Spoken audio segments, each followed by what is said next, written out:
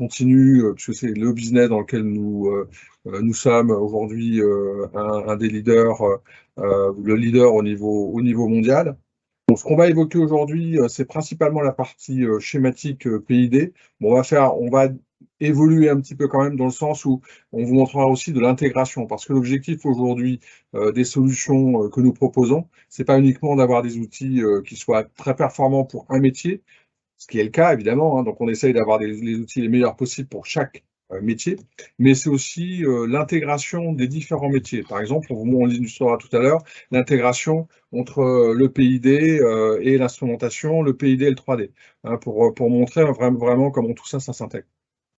Donc là, je vais commencer par une petite introduction rapide de Hexagone, pour que vous puissiez quelque part nous positionner un peu mieux rapidement, quelques slides, et après on passera à la partie schématique PID. Donc aujourd'hui, le groupe Hexagone, donc c'est un groupe international. Donc l'objectif, c'est de proposer des solutions pour couvrir ce qu'on appelle le digital reality. Donc rapidement, le groupe Hexagone aujourd'hui, l'objectif c'est de proposer de plus en plus de solutions qui vont permettre l'autonomie sur les installations industrielles. On investit énormément en recherche et développement, puisqu'aujourd'hui on a plus de 4000 personnes qui travaillent en R&D. Évidemment, donc la valeur, l'objectif c'est créer de la valeur qui soit de la valeur qui permette à nos clients d'améliorer la sécurité, l'efficacité, la productivité et la qualité de leurs études, de leurs installations, quels que soient leurs différents métiers. Évidemment, on est une société qui apporte de la stabilité, de la pérennité. Donc ça, c'est important quand un client choisit un partenaire. Donc le groupe Hexagone aujourd'hui, c'est 23 000 personnes avec un chiffre d'affaires de plus de 5 milliards d'euros. Donc avec une croissance qui a été extrêmement importante, hein, puisque vous voyez, en 2000, le groupe ne faisait que 500 millions. Donc il y a eu une très très forte croissance et on œuvre aujourd'hui partout dans le monde. Il est clair que le domaine du oil and gas est un domaine extrêmement important pour nous, puisque c'est aussi l'origine de notre business. Aujourd'hui, on a considérablement élargi, mais il est clair que ça continue à être un business de prédilection pour nous. Donc, le positionnement, nos solutions aujourd'hui, on parle donc de Smart Digital Reality. L'objectif de cette offre-là, donc là, c'est vraiment, on ne parle pas de logiciels particulièrement ici, hein, l'offre, il y a à peu près 80 logiciels qui sont proposés dans l'offre Hexagone, elle est très très large. Et donc, sur cette offre-là, on va retrouver des outils qui permettent de faire de la gestion de projet, de la gestion de la performance des projets. J'avais une présentation ce matin avec la Sonatrach sur cette partie-là. La solution s'appelle Ecosys. Donc l'objectif, c'est de faire du contrôle de portfolio d'investissement, du cost control, du planning control, de sortir des indices de performance sur les projets, de faire des forecasts, avant tout ça, des estimations de projets. Enfin, on a une offre qui couvre vraiment toute la vie des projets. Ensuite, on fait des études conceptuelles, pour proposer des outils pour couvrir les feeds, les études de détail, et après, tous les aspects également d'approvisionnement de matériel. Donc, on va couvrir les activités de gestion des réquisitions, les appels d'offres, la partie supply chain, la gestion des matériels sur le site. Donc, on va vraiment avoir toute cette partie en conception et en exécution. On va suivre la vie du matériel, de sa création dans les outils de CAO jusqu'à son installation sur site.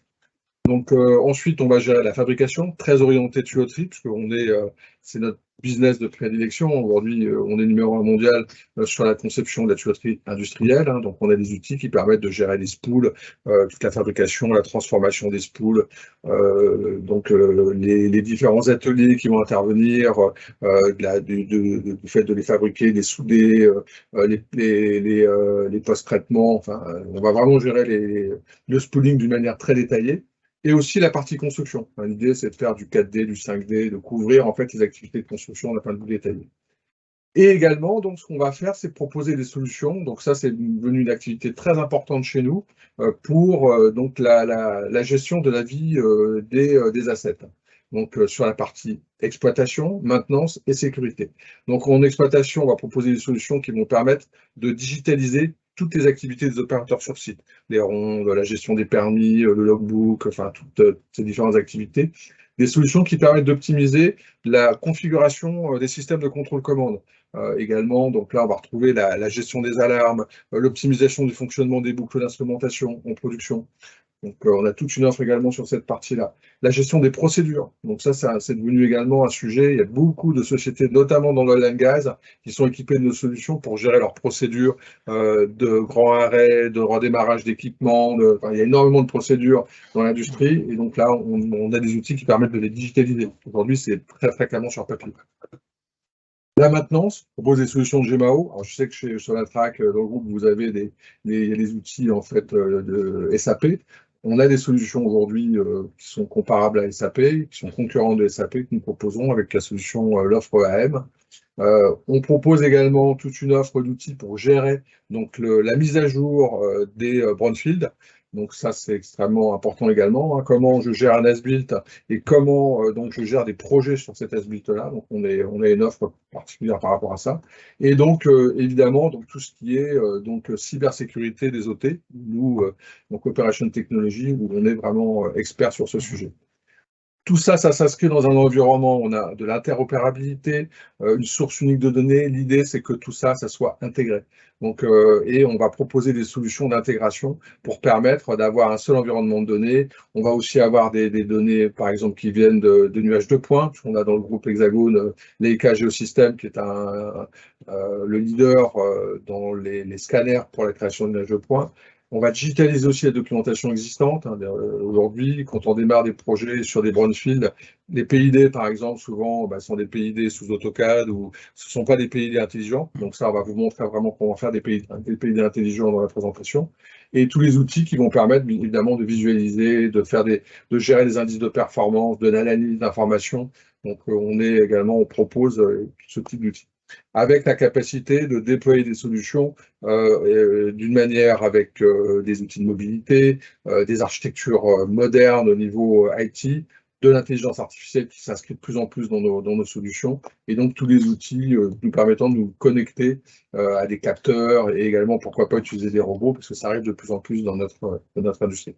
Tout ça, c'est au service en fait d'une idée et d'un objectif qui est de dire je suis dans un environnement, de quoi j'ai besoin. Donc j'ai des tas de données qui me sont fournies à tous les niveaux dans une installation industrielle, que ce soit en phase de conception ou d'exploitation.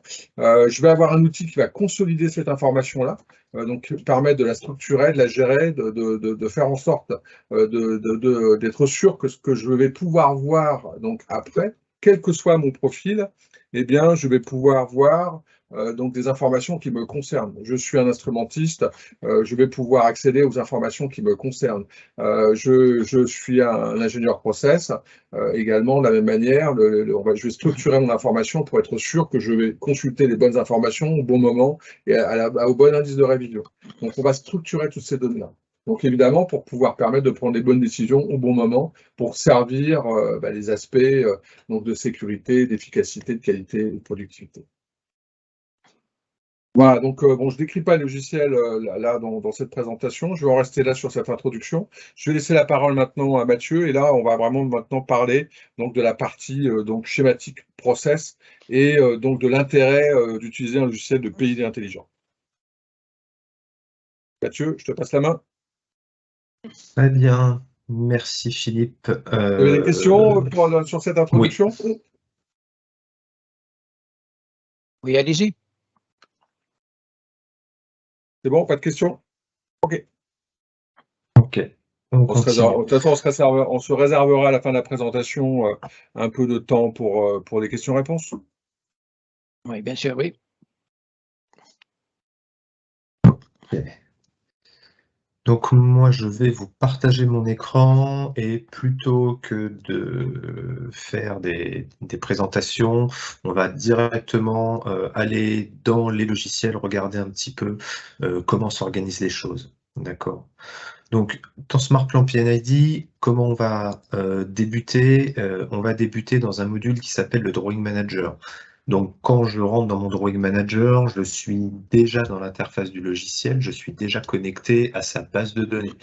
Donc, il faut savoir que nos solutions, ici, ça sera le PID. Je vous parlerai un petit peu après de comment d'Instrum et de la modélisation 3D. Le cœur du logiciel, c'est une base de données. On n'est pas du tout piloté par des fichiers graphiques avec une surcouche intelligente. Donc, on va pouvoir générer des fichiers graphiques, on va pouvoir passer par des fichiers graphiques pour interroger la base de données, mais on est avant tout sur une base de données et on exploite des bases de données du marché. Donc, ça va être du Oracle ou du SQL Server en fonction de votre choix. D'accord ? Donc ici, j'ai créé un projet avec une organisation zone unité et dedans, par simple clic droit, je suis venu créer des nouveaux dessins. Mes nouveaux dessins, comment je les crée? Sur une base d'un template que j'aurais préconfiguré avec des cartouches, avec une grille parce que je suis en schématique, etc. Et une fois que j'aurai donné toutes les caractéristiques à mon schéma, je vais pouvoir, bien entendu, l'ouvrir.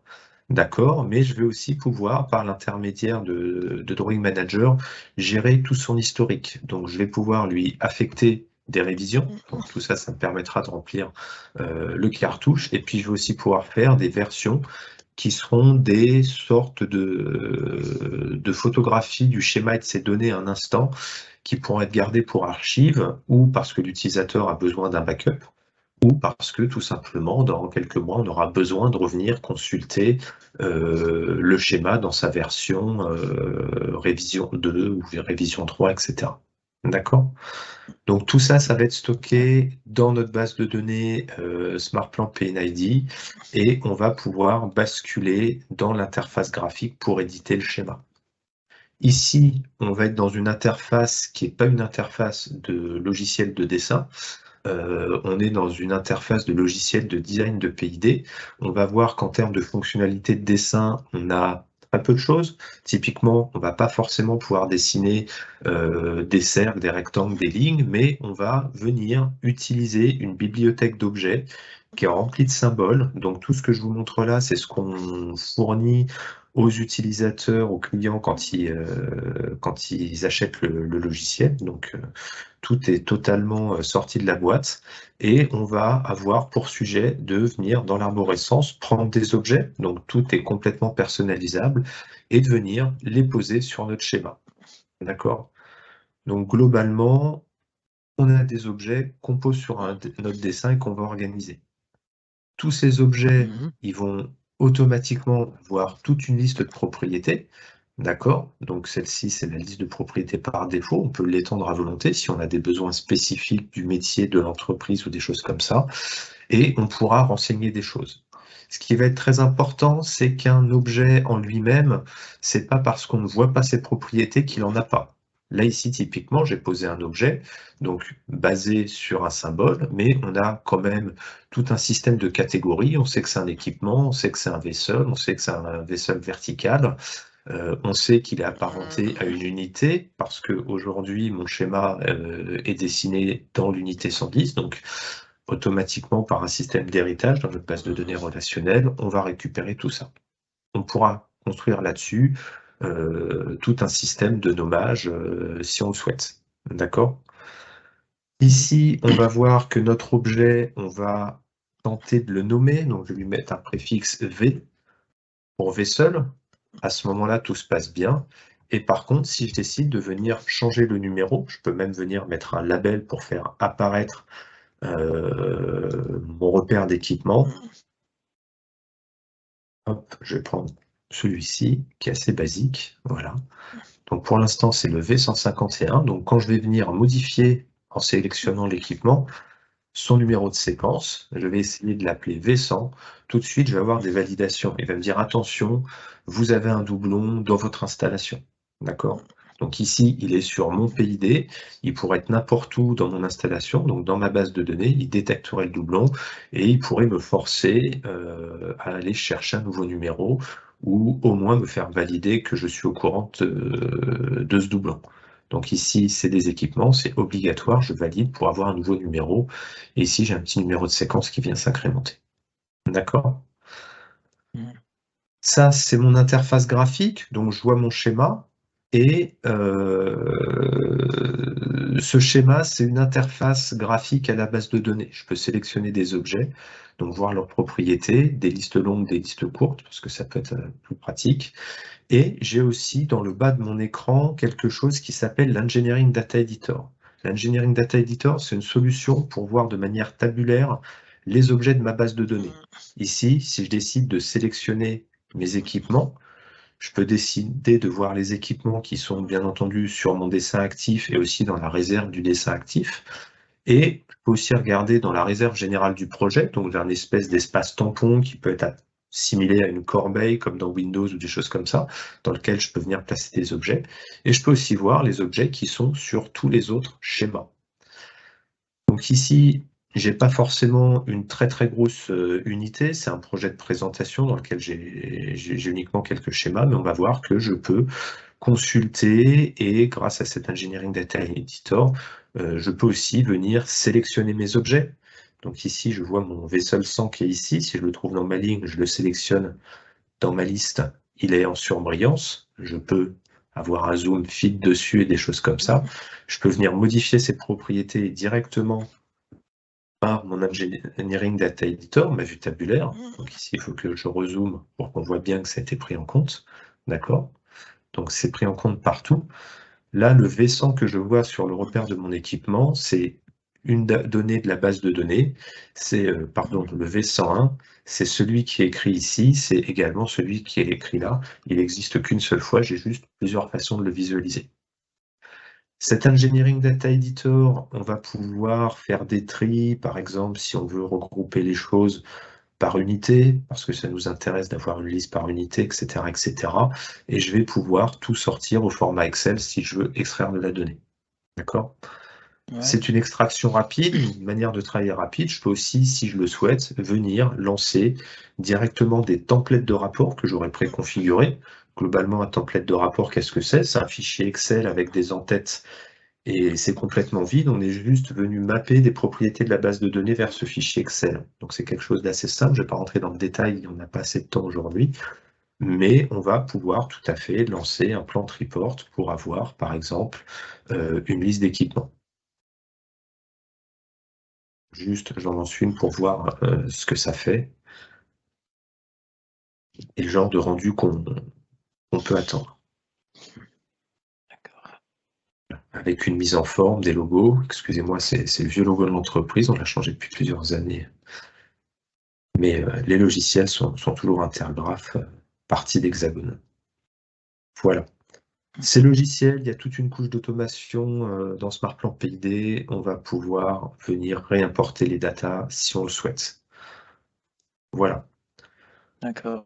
Autre chose, ce logiciel de l'intelligence, où est-ce qu'elle va être? On l'a déjà vu un tout petit peu tout à l'heure avec la recherche de doublons. On va aussi avoir dans Smart PNID énormément de règles qui permettent de valider ou plutôt de venir mettre en évidence des incohérences. Ici, typiquement, si je décide de venir afficher mes incohérences, ça va être toutes mes marqueurs bleus et ici de marqueurs verts. Ici, pour l'instant, j'ai juste des marqueurs qui me disent « Attention, la ligne n'est pas connectée ». Ici, comme c'est des soupapes qui crachent à l'atmosphère, je suis venu valider ces incohérences. J'ai aucun problème avec ça, ça me va bien. Après, ici, si je retrouve ce type d'incohérence, je vais pouvoir double-cliquer dessus pour voir ce qui se passe. Et ici, il va me dire que le point n'est pas attaché. Si ça ne me gêne pas, je peux l'approuver. Si ça me gêne, à moi de venir résoudre le problème. Le logiciel ne prendra jamais la main sur vous. C'est la personne en tant que spécialiste métier qui viendra rajouter une vanne s'il faut isoler, mettre un renvoi de plan s'il faut envoyer le fluide vers un deuxième PID de l'installation, etc., etc. D'accord ? Ce genre de validation, on peut l'avoir aussi au niveau des données. Ici, j'ai une vanne en 4 pouces sur un bypass par rapport à ma ligne principale. Pour l'instant, tout va bien. Cette vanne, je peux tout simplement venir la glisser en dehors, auquel cas j'ai des points de connexion de vanne qui sont plus attachés, ou je peux venir la réintroduire sur cette vanne, sur cette ligne. Quand je la réintroduis sur cette ligne, elle va conserver son diamètre. C'est un utilisateur qui l'a renseigné, il n'y a pas de raison que ça soit faux.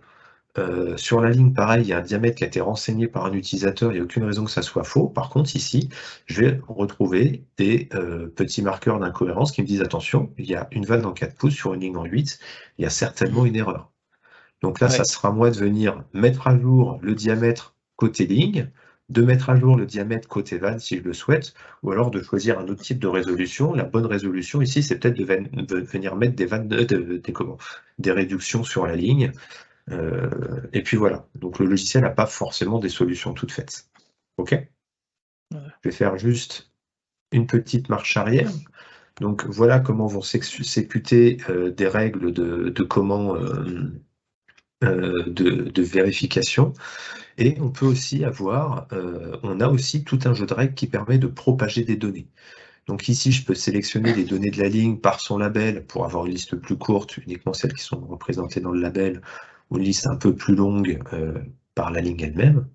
Si je décide de faire des modifications, ici, si je décide de venir modifier le diamètre de la tuyauterie, on voit que j'ai plusieurs objets qui passent en surbrillance rouge dans mon PID. Globalement, il y a une règle de propagation qui va mettre à jour le diamètre sur tous ces objets. Donc ça va se faire sur les vannes, et puis ça va se faire jusqu'au bout de la ligne, jusqu'à la tubure de l'équipement. D'accord? Ouais. Cette règle de propagation va s'appliquer. Si je décide, par exemple, de changer une autre propriété, la classe de tuyauterie, on voit que ça ne va pas s'appliquer qu'en collinaire, ça va aussi s'appliquer à tous les piquages, toutes les branches de cette ligne. Quand il y a des limites de ligne, les limites de ligne, elles aussi sont intelligentes, ça va stopper la propagation de certaines propriétés, etc. D'accord? Donc ici, juste un exemple. Si je décide de venir changer le diamètre, je vais venir augmenter pour avoir un 10 pouces, ça va changer automatiquement.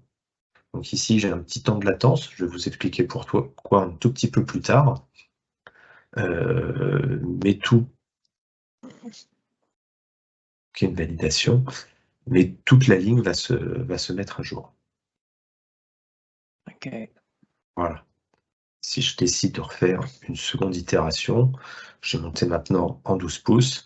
On va voir que c'est largement plus rapide. Que je valide quand même. Voilà. Ouais. D'accord? Ouais. Ok, je vous parlerai un petit peu plus tard du pourquoi de la latence. C'est quelque chose qu'on peut complètement retirer, mais voilà. En termes de cohérence de données, on ne va pas gérer la cohérence sur un PID, on va gérer la cohérence sur l'ensemble du jeu de PID. Donc ici, par exemple, j'ai une ligne qui s'arrête dans le vide. Normalement, mon process, il va continuer sur un deuxième schéma. Donc ce que je vais pouvoir faire, c'est venir traiter l'information grâce à des renvois de plan.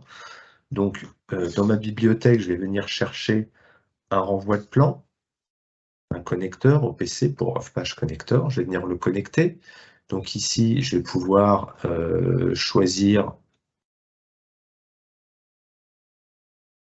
Pardon. Je vais pouvoir choisir l'orientation. Quand j'attends un tout petit peu, il me met 3 petits points. Ça permet de venir choisir une orientation. J'ai un renvoi de plan et à ce moment-là, le logiciel va me poser une question. La question globalement, c'est, voilà, vous avez placé un premier connecteur. Ce connecteur, il est forcément appairé, un connecteur partenaire. Sur quel schéma je dois localiser le connecteur partenaire? Si c'est un schéma d'utilité qui n'existe pas encore, par exemple, je pourrais très bien l'envoyer dans ma réserve générale.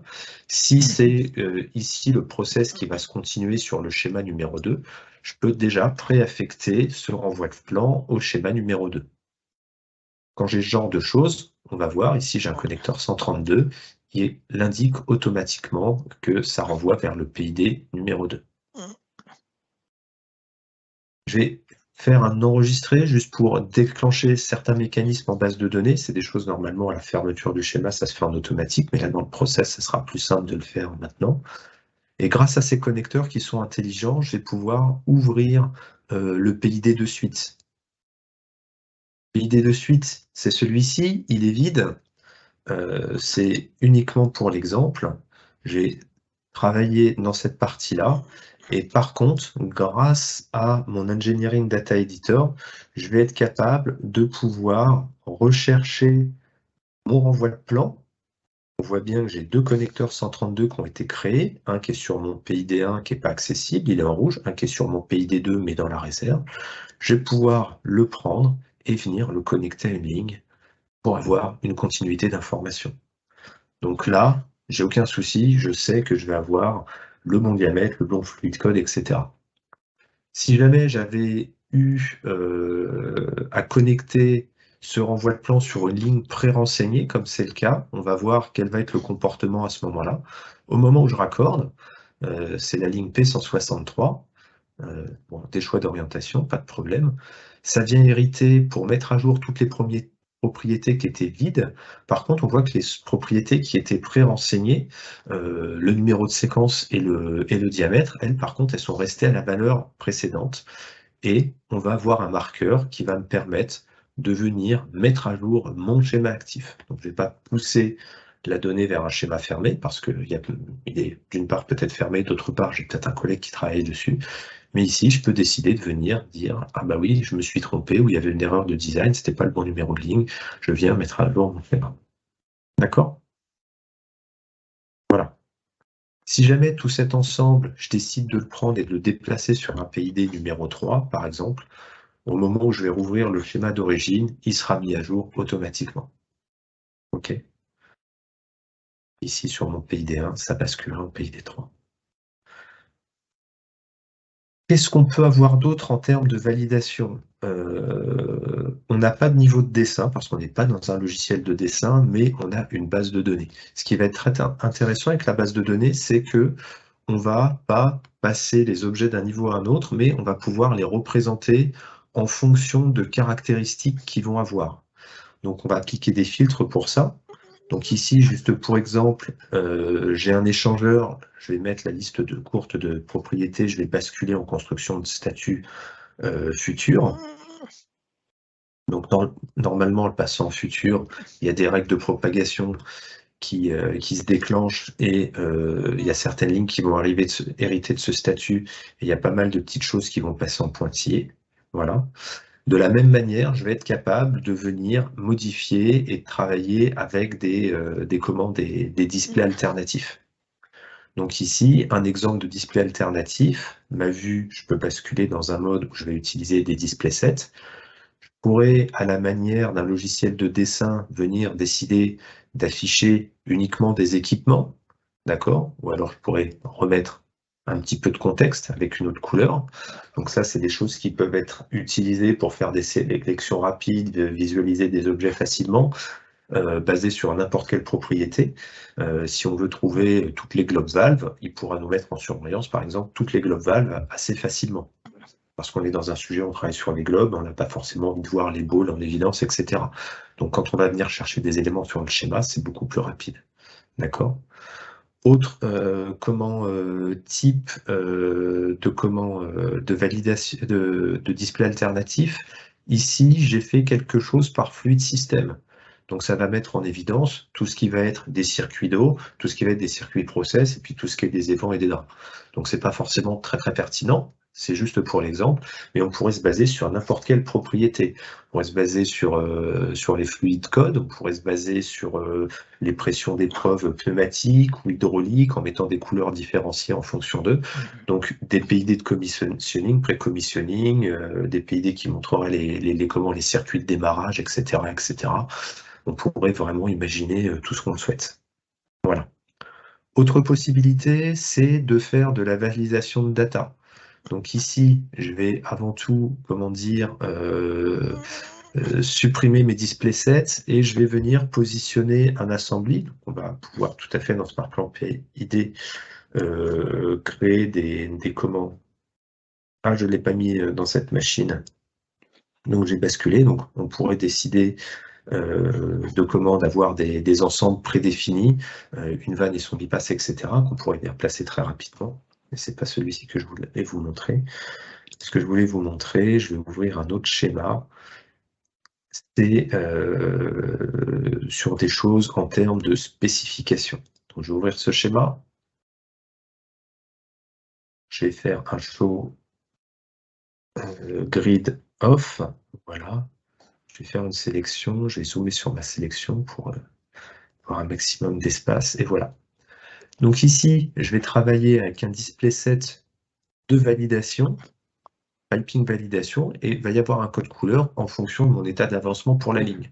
Donc l'idée, c'est peut-être qu'à une étape du design, en fonction des fluid code, des diamètres, etc., il faudra qu'on ait choisi les classes de tuyauterie.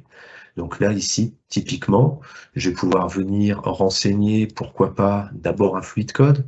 Donc en renseignant un fluid code, automatiquement, le système va venir renseigner un numéro de séquence, et on voit que la ligne change de couleur, elle passe en orange. Je vais avancer dans le renseignement de ma ligne. Ensuite, j'ai le process qui va peut-être me dire que pour ce fluide à cet endroit-là, il a besoin de tel ou tel diamètre. Donc, je vais venir chercher un diamètre dans mon menu déroulant SmartPlant PID. En fonction, je ne l'ai pas validé mon diamètre, excusez-moi. Okay. Voilà, en fonction de mon diamètre, j'ai ma couleur qui évolue. Ensuite, je vais renseigner ma classe de tuyauterie. Donc, je vais dire Piping Material Class 001. Ça avance, c'est un petit peu mieux. Et puis, quand j'aurai enfin renseigné toutes les informations dont j'ai besoin dans mon label, au moins en display, en disant il y a de la protection personnelle ou alors il n'y a pas de calorifuge, voilà, je vais avoir une ligne qui va pouvoir basculer en vert. D'accord? Donc là, on pourrait faire des validations dans ce sens-là. OK? Voilà ce qui est un petit peu pour des choses intelligentes dans le PID. Après, quand on va travailler avec plus de logiciels, on est capable dans SmartPlant PID d'accéder à des données externes. Donc ici, je vais mettre le display d'origine et je vais vous montrer ce qu'on est capable de réaliser comme validation en standard quand on a un environnement avec du SmartPlant, du Smart PNID et du Smart 3D. Donc Smart 3D, c'est quelque chose qui est complètement piloté par une bibliothèque de référence, dont des classes de tuyauterie. Donc ici, dans Smart PNID, tout à l'heure, j'ai tout rentré manuellement, j'ai rentré un petit peu ce que je voulais. On conserve toujours la possibilité de faire ça parce qu'on est dans un outil de design.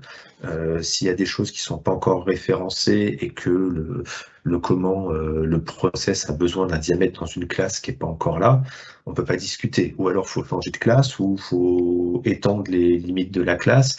Mais si le process a besoin d'un 40 pouces, il a besoin d'un 40 pouces. On ne peut pas faire autrement. Donc ici, depuis mon SmartPlant PID, je vais pointer vers les classes de tuyauterie qui sont dans Smart 3D. Donc, au lieu de renseigner manuellement ce que je veux, je vais pouvoir cliquer sur ce petit bouton et avoir des aides. Donc, je vais choisir une classe de tuyauterie, je prends la première. En fonction de cette classe de tuyauterie, plutôt que de choisir n'importe quel diamètre, je suis capable ici, tout de suite, de venir chercher uniquement des diamètres disponibles dans ma classe. D'accord ? Donc, je parlais de 40 pouces. Je sais que cette classe s'arrête à 36. Si jamais le process avait décidé de mettre un 40 pouces, je pourrais très bien aller chercher mon 40 pouces. D'accord? Je le prends. Et ici, bah forcément, je vais avoir des problèmes parce qu'il n'y a aucun composant dans la classe vu que la classe s'arrête à 36 pouces. OK? Par contre, en me basant sur les diamètres de la classe de tuyauterie, si je viens chercher un 2 pouces, par exemple, ici, j'ai une information comme quoi certains objets ne sont pas dans la spec, et puis d'autres, bah, j'ai leur code article, ils sont dans la spec. Ici, je les affiche, c'est juste pour rendre ça beaucoup plus pratique, mais basé sur ce genre de choses-là, si je décide d'appliquer un display set de piping validation, on voit que les vannes qui sont hors spec, eh ben, elles sont en surbrillance rouge, alors que les autres, j'ai pas de surbrillance. Et ça n'a aucune incidence par rapport aux labels qui sont affichés ou non. Le fait de voir l'information, ça ne veut pas dire que l'information existe ou n'existe pas. Ici, ma vanne, je peux la sélectionner, elle est toujours hors spec. D'accord ? Voilà. Donc ça, c'est des validations qu'on fait complètement en standard face à du Smart 3D. C'est un logiciel à nous, on sait comment c'est structuré.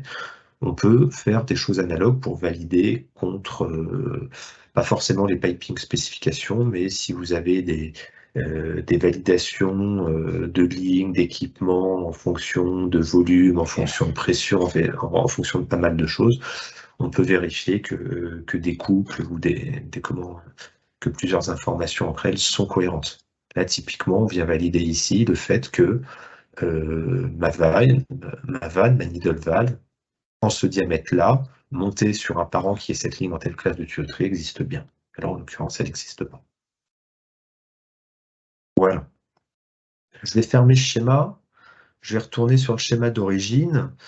Qu'est-ce que je voulais vous montrer? On va être capable de gérer aussi pas mal de choses en termes d'historique. Ici, je vais tout simplement modifier un tout petit peu mon PID de manière graphique. Je vais venir supprimer le bypass ici. Voilà. OK. J'expliquerai le message après. Je vais venir modifier le numéro de cet objet. 155. Et puis voilà. Dans cette configuration-là, j'avais un point de restore d'historique. Donc dans SmartPlant PID, ce qui peut être très intéressant, c'est depuis le gestionnaire de schéma, je vais pouvoir venir confronter comment dire, ma version courante, pardon, révision, version historique, ma version courante avec des versions archivées, qui ont pu être archivées pour des raisons de révision ou pour des raisons propres à l'utilisateur, des backups quotidiens ou des choses comme ça. D'accord? Je peux voir les versions archivées, je peux les rétablir, ça veut dire que je copie l'archive et j'écrase ma version courante. OK. Et directement dans l'interface de SmartPlant PID, je suis capable de venir faire des comparaisons. Donc ici, j'ai qu'une version, donc je vais la prendre, mais je pourrais comparer ma version active avec n'importe quelle de mes versions archivées si j'en avais. Et ici, ça va m'ouvrir le PID côte à côte en voyant tout ce qui s'est passé. Donc on voit que ici, j'ai des nouveaux renvois de plan, j'ai un nouveau ballon, j'ai eu un bypass qui a été supprimé. Ça m'a mis en surbrillance bleue des, des objets qui ont tout simplement été modifiés. Donc là, c'est une pure modification graphique. Je l'ai déplacé. Après, si je décidais d'aller regarder ce qui se passe par ici sur mon ballon qui a été mis à jour, quand je le sélectionne, on va voir dans la partie de droite qu'avant c'était le V104 et que maintenant c'est le V555. D'accord? Quelle propriété a été modifiée? Quand est-ce que cette valeur était présente? Et si jamais c'était deux utilisateurs différents qui avaient fait les modifs, j'aurais les noms. Là, en l'occurrence, il n'y a que moi qui travaille dans ce projet, donc j'ai pas forcément le flag des personnes responsables des modifications. OK? Donc sur des choses comme ça, on va être capable de venir aussi sélectionner des modifications ou des groupes de modifications et de venir rétablir un certain nombre de choses. Donc ici, je vais rétablir, ça me dit attention, vous ne pourrez pas faire de undo, donc c'est venu rétablir ma ligne comme elle était avant. Du coup, ça a retiré le renvoi de plan, mais on voit qu'on a conservé tout ce que j'ai fait après qui ne concernait pas cette ligne. La modification de numérotation ici, elle est propre. Voilà. Je comptais m'arrêter à peu près à ce point-là pour SmartPlant PID. On pourrait passer plusieurs heures juste à présenter le logiciel. Là, ça fait un survol rapide plutôt intéressant. Je ne sais pas si Philippe, tu voulais présenter d'autres points que je n'ai pas mis dans la présentation. Je ne suis pas passé sur comment on dessinait vraiment, je ne suis pas passé sur comment on crée des symboles, je ne suis pas passé sur certaines validations. Je peux simplement placer une ligne et puis une vanne juste pour montrer comment ça se passe. Enfin, je veux dire, rapidement, c'est juste pour. Le placement ligne. C'est vrai qu'on a souvent vrai qu'il y a aussi tendance à montrer l'intelligence en fait qu'il y a derrière. Parce que l'objectif, c'est d'avoir un outil. Logiquement, quand on fait un schéma process avec Smart PID, d'un point de vue métier, ça doit être cohérent, ça doit être bon. Donc c'est sûr que c'est ça qu'on met en avant, le côté travail, le côté manipulation. C'est sûr que voilà, il vient de placer une tubulure, vous voyez qu'elle s'accroche à l'équipement. Enfin, il y a des tas de mécanismes comme ça intelligents. Je ne peux pas la mettre dans le vide, je suis obligé de l'apparenter à un équipement. Si je décide de numéroter mes tubulures, elles auront des numéros uniques. Ici, je vais venir décider de router une ligne. Donc, je peux router une ligne de process, par exemple. Donc, je peux router du vide, mais si je décide de m'approcher de l'équipement on va avoir une petite poignée sur cette tubulure ou cette tubulure en fonction de celle où je suis le plus proche. Donc, j'ai pas besoin de venir zoomer comme on ferait avec un logiciel de dessin pour pouvoir m'accrocher au bon point ou avoir des systèmes de grippe. Ici, tout simplement en initiant le fait que je vais tracer une ligne, je vois du rouge surbrillant sur mon équipement, ça veut dire que je vais créer une relation avec mon équipement et il me montre une petite poignée noire en me disant où est-ce qu'il va s'accrocher. Je fais juste un clic et je suis parfaitement accroché. D'accord? Voilà.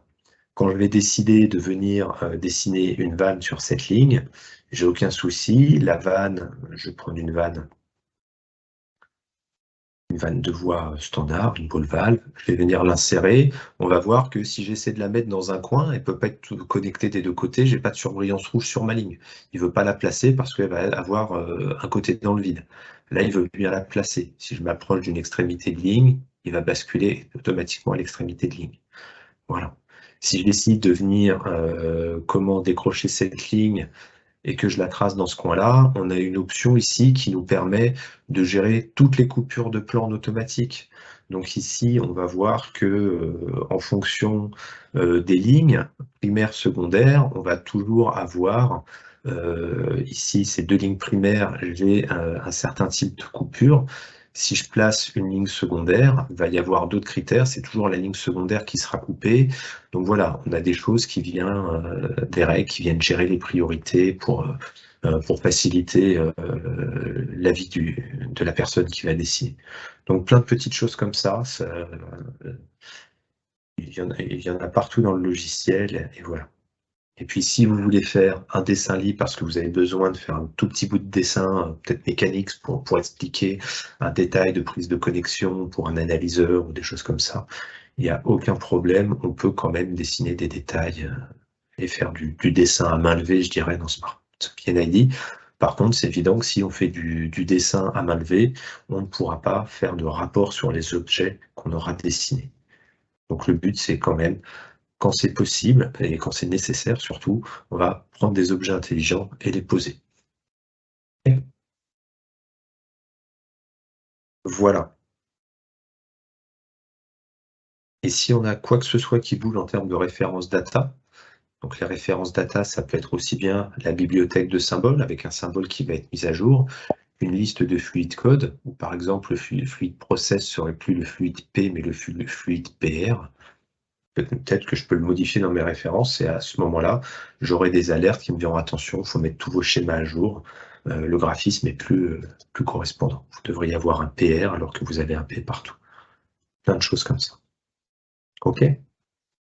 C'est aussi l'exemple, par exemple, quand on est sur un logiciel qui est orienté base de données, vous pourriez avoir des PID standards si vous avez des process qui sont récurrents, par exemple, et donc vous pouvez utiliser en fait ce PID de référence, le prendre dans un projet, et en fait ce PID va adopter toutes les règles du projet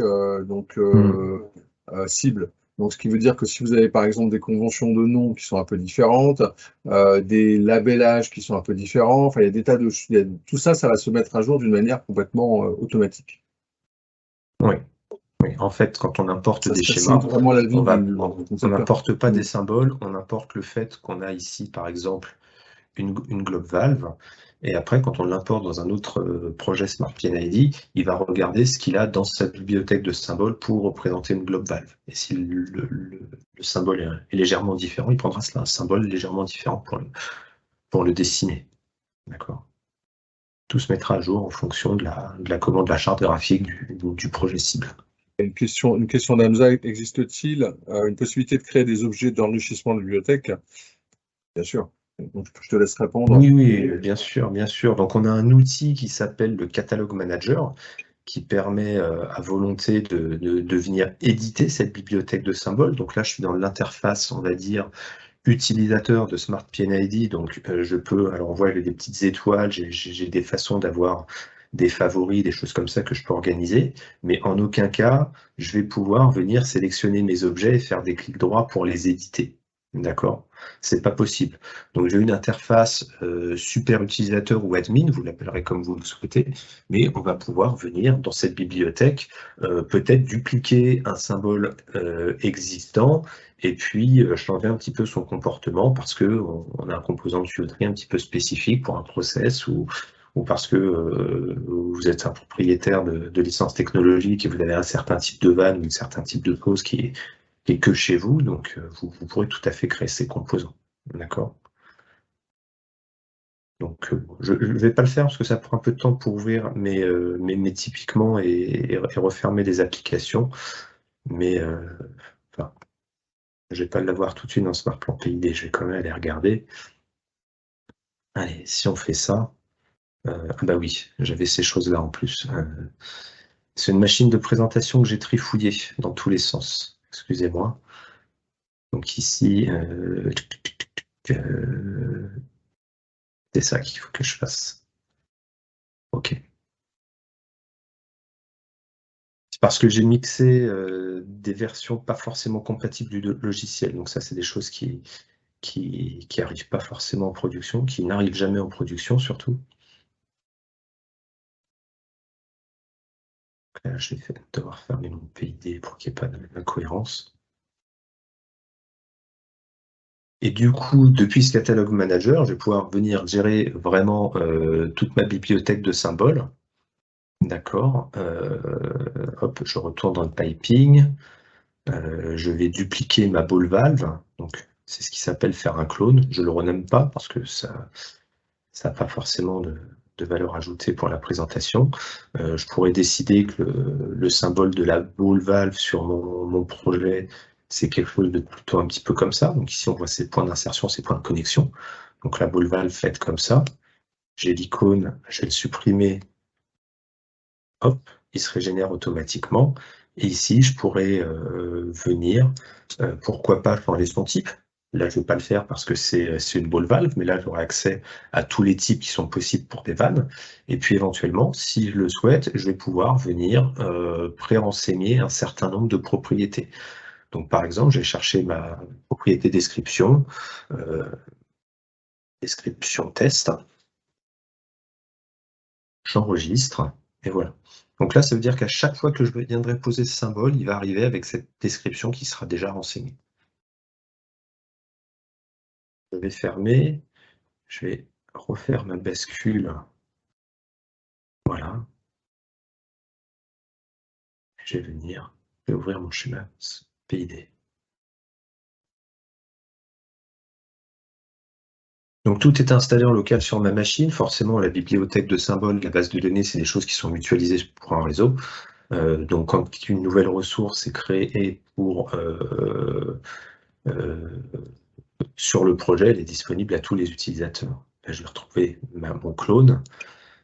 Hop, je vais venir l'attraper, l'associer, le monter sur cette ligne, et j'ai aucun souci. Comme c'est une ball valve, il serait capable d'aller chercher un commodity code si jamais il avait toutes les informations qu'il fallait. D'ailleurs, ici, on voit qu'il n'est pas dans la spec pour ce diamètre-là.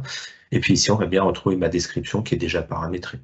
On peut aussi complètement piloter le dictionnaire de données. Ici, il y avait quelque chose par défaut dans le symbole. Ici, si je décidais de le modifier, je pourrais tout à fait le modifier, quoi. Voilà. OK. On va arrêter là pour Smart PNID, puis on va regarder comment on travaille vraiment avec de l'intégration, si vous êtes d'accord. Allez. Oui. Avant la présentation, donc avec un schéma qui était dans un meilleur état que celui-ci, puisque là, c'est pas vraiment du travail sur projet, mais dans son état initial, j'ai fait quelque chose qui est un Smart Plant Publish. Quand je fais ça, donc ça me demande une authentification. On peut avoir l'authentification automatique en fonction du logging de l'utilisateur. On va envoyer nos données à travers le Digital Backbone et mettre à disposition l'information à d'autres spécialistes. D'accord? Donc on peut choisir certains groupe de privilèges, on peut choisir certaines méthodologies de publication.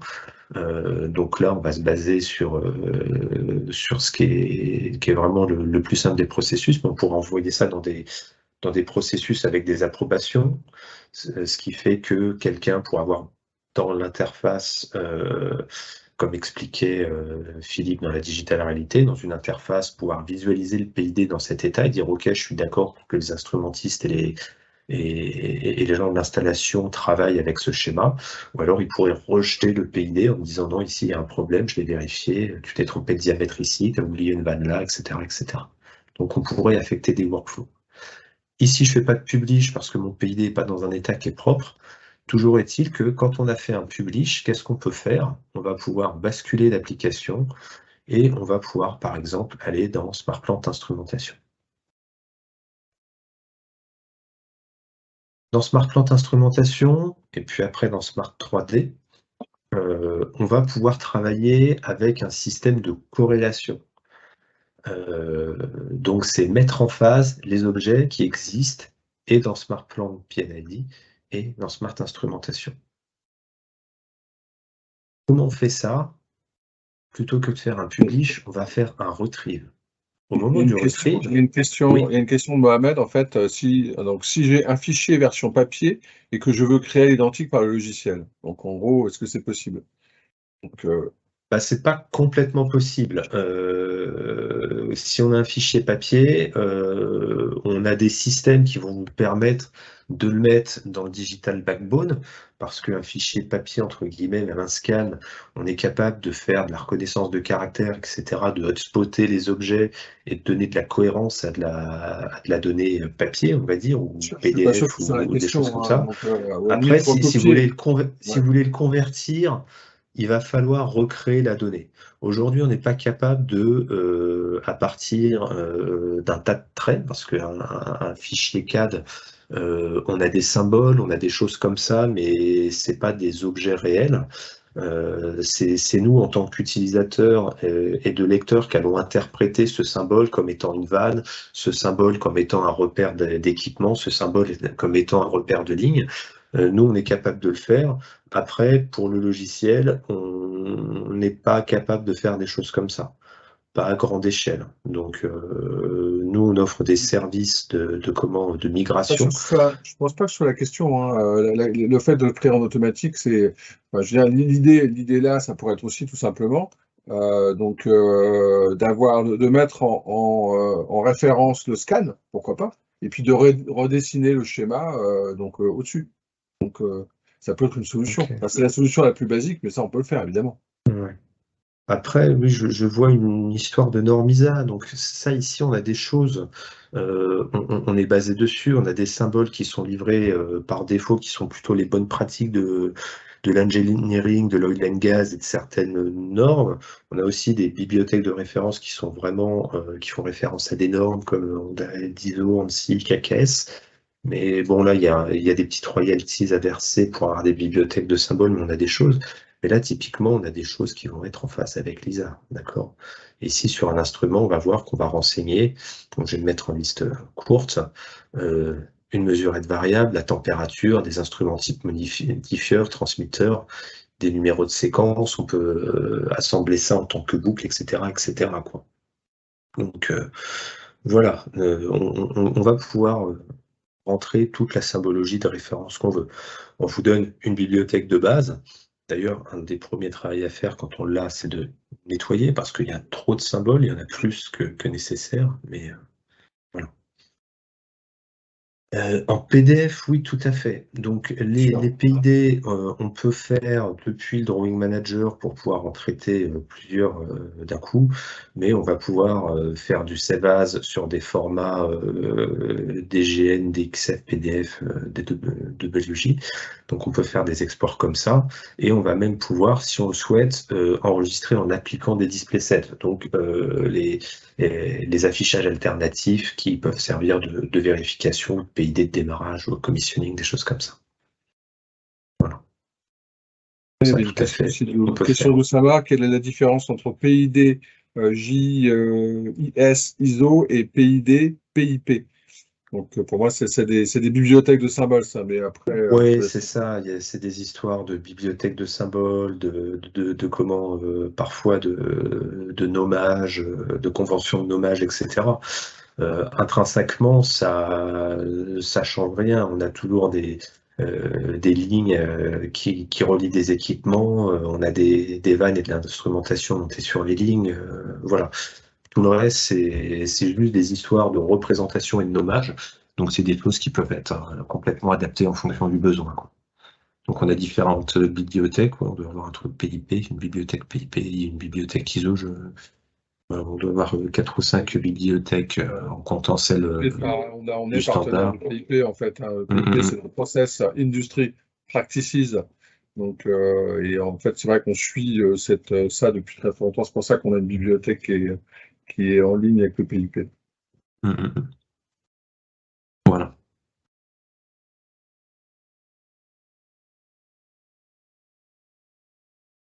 Ok. Donc là, on est dans la partie instrumentation. Donc Oui, ça va être dans connu peut-être pour l'instrumentation. certains d'entre vous, parce que donc, le logiciel Smart Instrumentation, il a déjà été déployé sur un certain nombre de sites dans les filiales de la Sonatrach, en partenariat avec IntelliSolutions. Donc la solution a été déjà pas mal déployée. L'idée ici, c'est clair que c'est de montrer aussi l'intérêt d'avoir l'intégration entre Smart PID et le module d'instrumentation. Donc là, je ne vais pas montrer les fonctionnalités de Smart Instrumentation, c'est pas vraiment le sujet, mais on va voir que comment il y a des schémas qui ont pu être mis à jour à une certaine période et que je peux récupérer des nouvelles versions.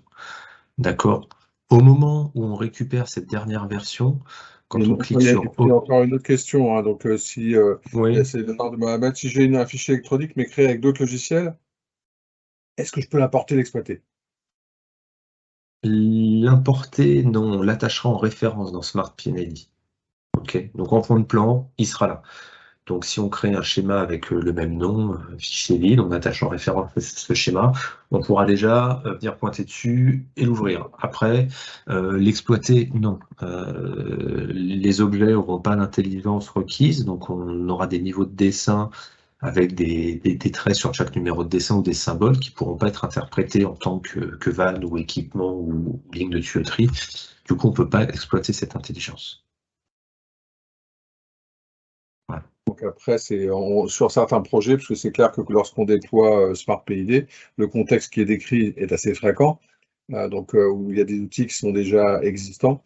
Donc ça, c'est des prestations que l'on propose, hein, pour pouvoir recréer une base Smart PNID à partir d'une bibliothèque de PID existante. Ça, on peut proposer ça en prestant. On a des centres de services qui sont chargés de faire ce genre de choses, donc parce que c'est quand même quelque chose qui est assez fréquent.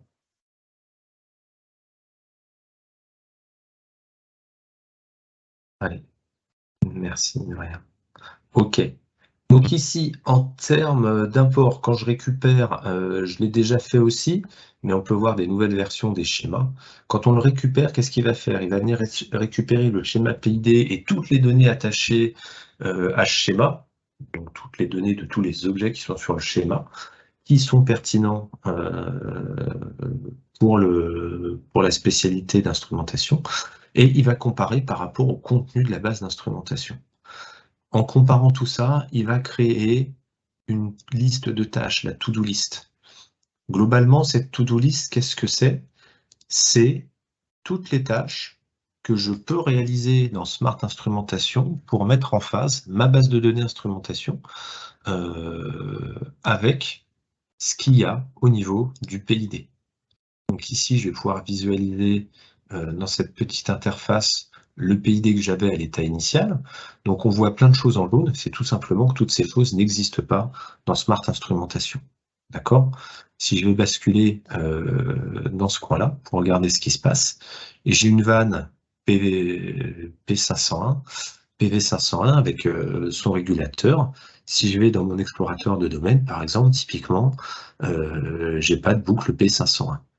Donc ici, je peux m'amuser à venir filtrer sur cette fameuse boucle P500 pour avoir que les tâches relatives à cette boucle, et je retrouve plusieurs tâches. Donc, pour avoir cet objet dans Smart Instrumentation, tout comme je l'ai dans Smart PNID, il va falloir que je vienne créer la vanne, que je vienne créer le régulateur, que je vienne créer la ligne sur laquelle il est attaché, et que je vienne créer des relations entre la vanne et la ligne, parce qu'il y a plusieurs points de connexion, les deux brides, ou les deux ports en tout cas, enfin peut-être soudés ou autre chose, entre la vanne et la ligne. Donc je sélectionne mes tâches, je vais pouvoir les exécuter, et là, ça va me créer tous les objets dont j'ai besoin, la boucle, les instruments sous la boucle, etc., avec toutes les relations. Et quand je vais faire un refresh, ensuite, on voit que toutes les tâches se sont déroulées comme il fallait. Je vais pouvoir venir retrouver une nouvelle boucle avec une vanne, et quand je vais interroger la vanne sur ses propriétés, on va voir qu'elle est rattachée à la ligne. OK ? Inversement, si je vais me promener un petit peu plus loin dans mon arborescence et que je trouve la ligne, donc c'est ma ligne P108, j'ai interrogé ma ligne et quand je la déroule, je vois que dessous, la vanne est attachée. Donc cette relation est très importante parce que si j'ai décidé de charger des données process sur ma ligne dans Smart PNID, je vais pouvoir récupérer ces données sur la ligne dans Smart Instrum, et à n'importe quel moment du design, l'utilisateur pourra décider de dire « Ok, c'est bien d'avoir les informations process sur ma ligne, mais maintenant elles sont suffisamment matures, je décide de les pousser vers ma vanne pour pouvoir venir calculer ma vanne, faire mes réquisitions, etc. etc. » D'accord ? Cette to-do list. On a une question. Oui. Oussama. On n'entend pas, le micro est sûrement coupé. Ouais, Oussama. C'est ton mute en fait. Donc en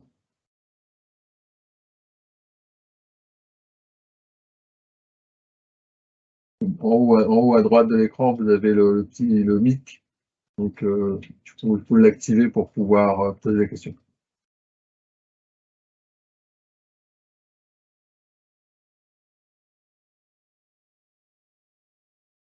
Je n'entends pas. C'est un bouton qui est comme ça.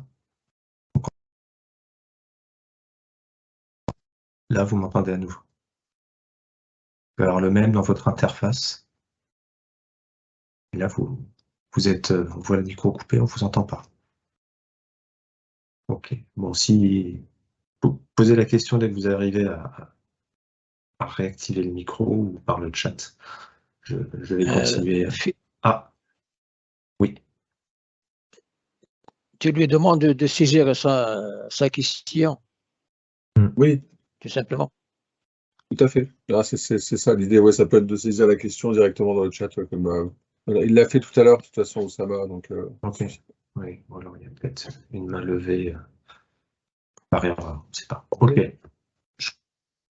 Je continue, du coup, ce que je viens de faire avec ma to-do list, je ne vais pas itérer plusieurs fois parce que c'est un petit peu long, je vais vous l'illustrer avec le 3D, mais on est dans de l'intégration, ça veut dire qu'on n'est pas dans un chargement de données bêtes et méchants, on va être dans une vérification des écarts. C'est-à-dire que ici, j'ai fait de la création d'objets. Je pourrais très bien, maintenant que cet objet est corrélé entre le PID et l'instrumentation, si jamais je changeais n'importe quelle propriété, la mettre à jour. Ça pourrait être des propriétés quelconques, ça pourrait même être son nom. Donc si je change de nom dans le PID, je changerai aussi de nom dans l'instrumentation, maintenant qu'il est corrélé. Et je pourrais aussi venir gérer ce qui ne se fait pas en chargeant des fichiers Excel, en règle générale. Je pourrais venir dire, si je détruis la vanne dans le PID, je vais détruire aussi la vanne dans l'instrumentation. Donc, typiquement, sur des suppressions d'objets, ici, j'aurais le choix ou de détruire directement en appliquant la tâche, ou alors de dire, non, finalement, je sais que c'est une vanne qui va passer du PID1 ou du PID2, donc je garde ma vanne dans un système de buffer dans Smart Instrumentation pour pouvoir la réutiliser et puis la modifier un peu plus tard. Donc voilà, les modifications, suppressions, ajouts et tout ce qui peut être fait en cas de suppression, c'est des choses qui sont gérées par l'intégration. Il y avait une question de la part de Saïd, hein, qui était de par rapport au PID standard, quelles sont les nouveautés, les fonctionnalités rapportées par Smart PID. Alors la question, c'est savoir par rapport à un logiciel de PID graphique. C'est ça la question, Saïd? Oui, exactement. Donc Oui. là, ce qu'il faut bien comprendre, en fait, c'est que quand on est sur un logiciel de PID purement graphique, il n'y a aucun contrôle. Hein, donc, c'est-à-dire que quand on va placer, si vous avez des incohérences process, pour ça que tout à l'heure, bon, c'est sûr qu'on n'a pas fait beaucoup de modélisation et donc on a cherché à montrer toute l'intelligence des données qui sont gérées par le logiciel. Donc là, on voit très bien que là, toutes les vannes qui ont été positionnées, donc les objets, on n'a pas de doublons, c'est contrôlé, on n'a pas de doublons sur l'ensemble du projet parce que parfois il y a des logiciels qui vont vous gérer les doublons, mais sur le PID en cours, mais pas avec les autres PID. Donc là, nous, quand on a une approche base de données à 100%, bah, évidemment, tout est géré en permanence. Donc, vous avez vraiment un contrôle de cohérence de l'information qui est permanent avec le logiciel. Comme le fait ici, hein, vous voyez, donc là, quand on prend une vanne, qu'on la bouge, donc cette vanne-là, elle a en fait un diamètre, évidemment. Donc là, on a une incohérence, on est sur une ligne de pouce, on prend une ligne 1 pouce, on la place sur cette ligne. C'est pas cohérent. Le logiciel va le signaler. Si on travaille en graphique, il n'y aura jamais rien de signalé. Hein. Le PID peut être complètement fou et on se rendra compte de rien. Oui, c'est un préparateur en qui guillemets, faut genre les parce que, 2 pouces évidemment, sur la quelqu'un- ligne, sur la vanne et pas sur celle-ci. L'opérateur ne changera pas hein, avec des logiciels de dessin. Là, typiquement, qu'est-ce qu'on va voir? Que si j'ai besoin de modifier de 2 à 3 pouces, si jamais la vanne ici n'avait pas eu d'annotation sur le master papier, ici, je vais voir qu'elle passe en surbrillance. Donc moi, en tant qu'opérateur, je vais dire, tiens, c'est rigolo, il va me changer le diamètre ici, alors que c'est même pas notifié sur mon master. Donc moi, théoriquement, en tant qu'opérateur, je vais dire, je fais pas la modification. Ou alors, si je fais la modification, je me débrouille parce que bien sûr, je peux désactiver certaines choses et forcer la valeur. Mais ici, à partir du moment où, par exemple, je pourrais avoir une incohérence, donc ici, je vais pouvoir forcer la valeur de ma vanne à n'importe quoi d'autre, d'accord? Ici, j'ai des incohérences et si je le souhaite, je vais tout à fait dire, ici, j'ai une liste de dessins et bien ici, sur mon PID1, je vais vouloir avoir la liste de toutes les incohérences. Donc ici, je vais lancer ce rapport d'incohérence, par exemple, sur le schéma numéro 1. Et on va voir qu'il y a pas mal de choses. Une nouvelle question de Mohamed qui me dit. Ouais, vas-y, bon, continue, excuse-moi, vas-y, poursuis. Voilà.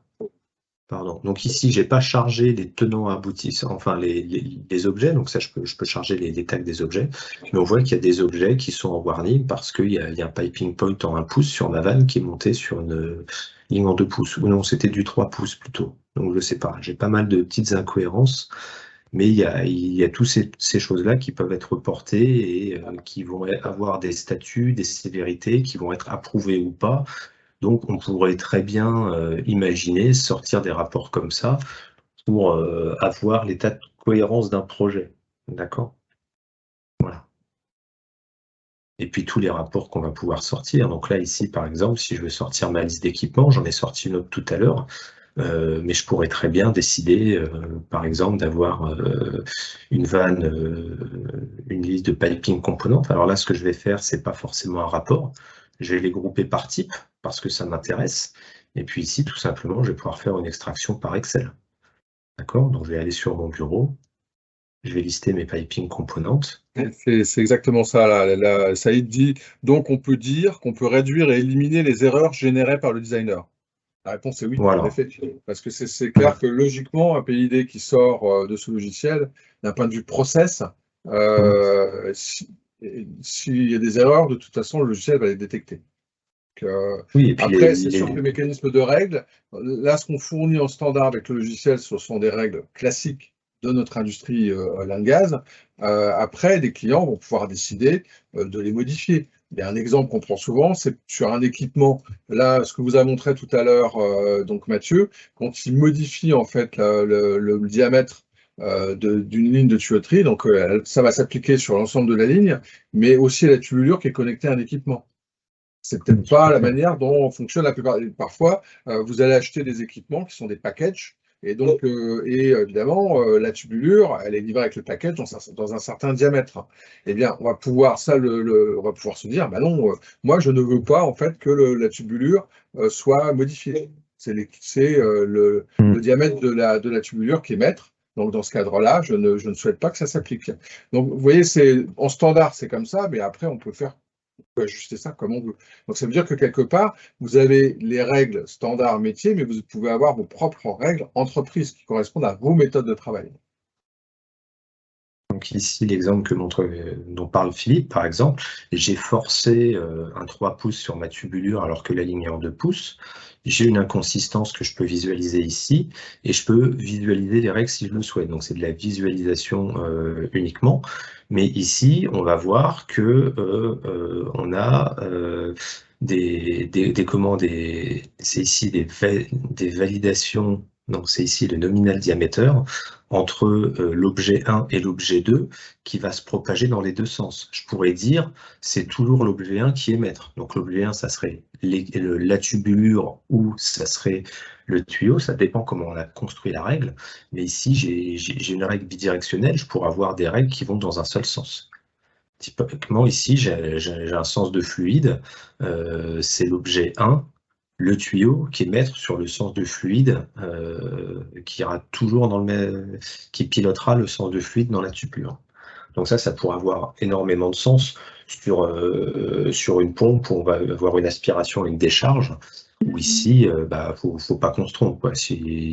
Autant que dans le PID, ça n'a pas forcément trop d'impact, que quand on va être dans la modélisation 3D, ça aura peut-être beaucoup plus de conséquences, et puis faudra pas se tromper, quoi. Voilà. Ok. Je vais continuer. Alors oui, il y avait la question de Mohamed tout à l'heure, c'était concernant les extensions de fichiers natifs. Quelles sont les extensions des fichiers natifs que je dois demander lors des projets en tant que end-user pour être exploitable dans le logiciel? Ok. On n'importera pas un fichier graphique.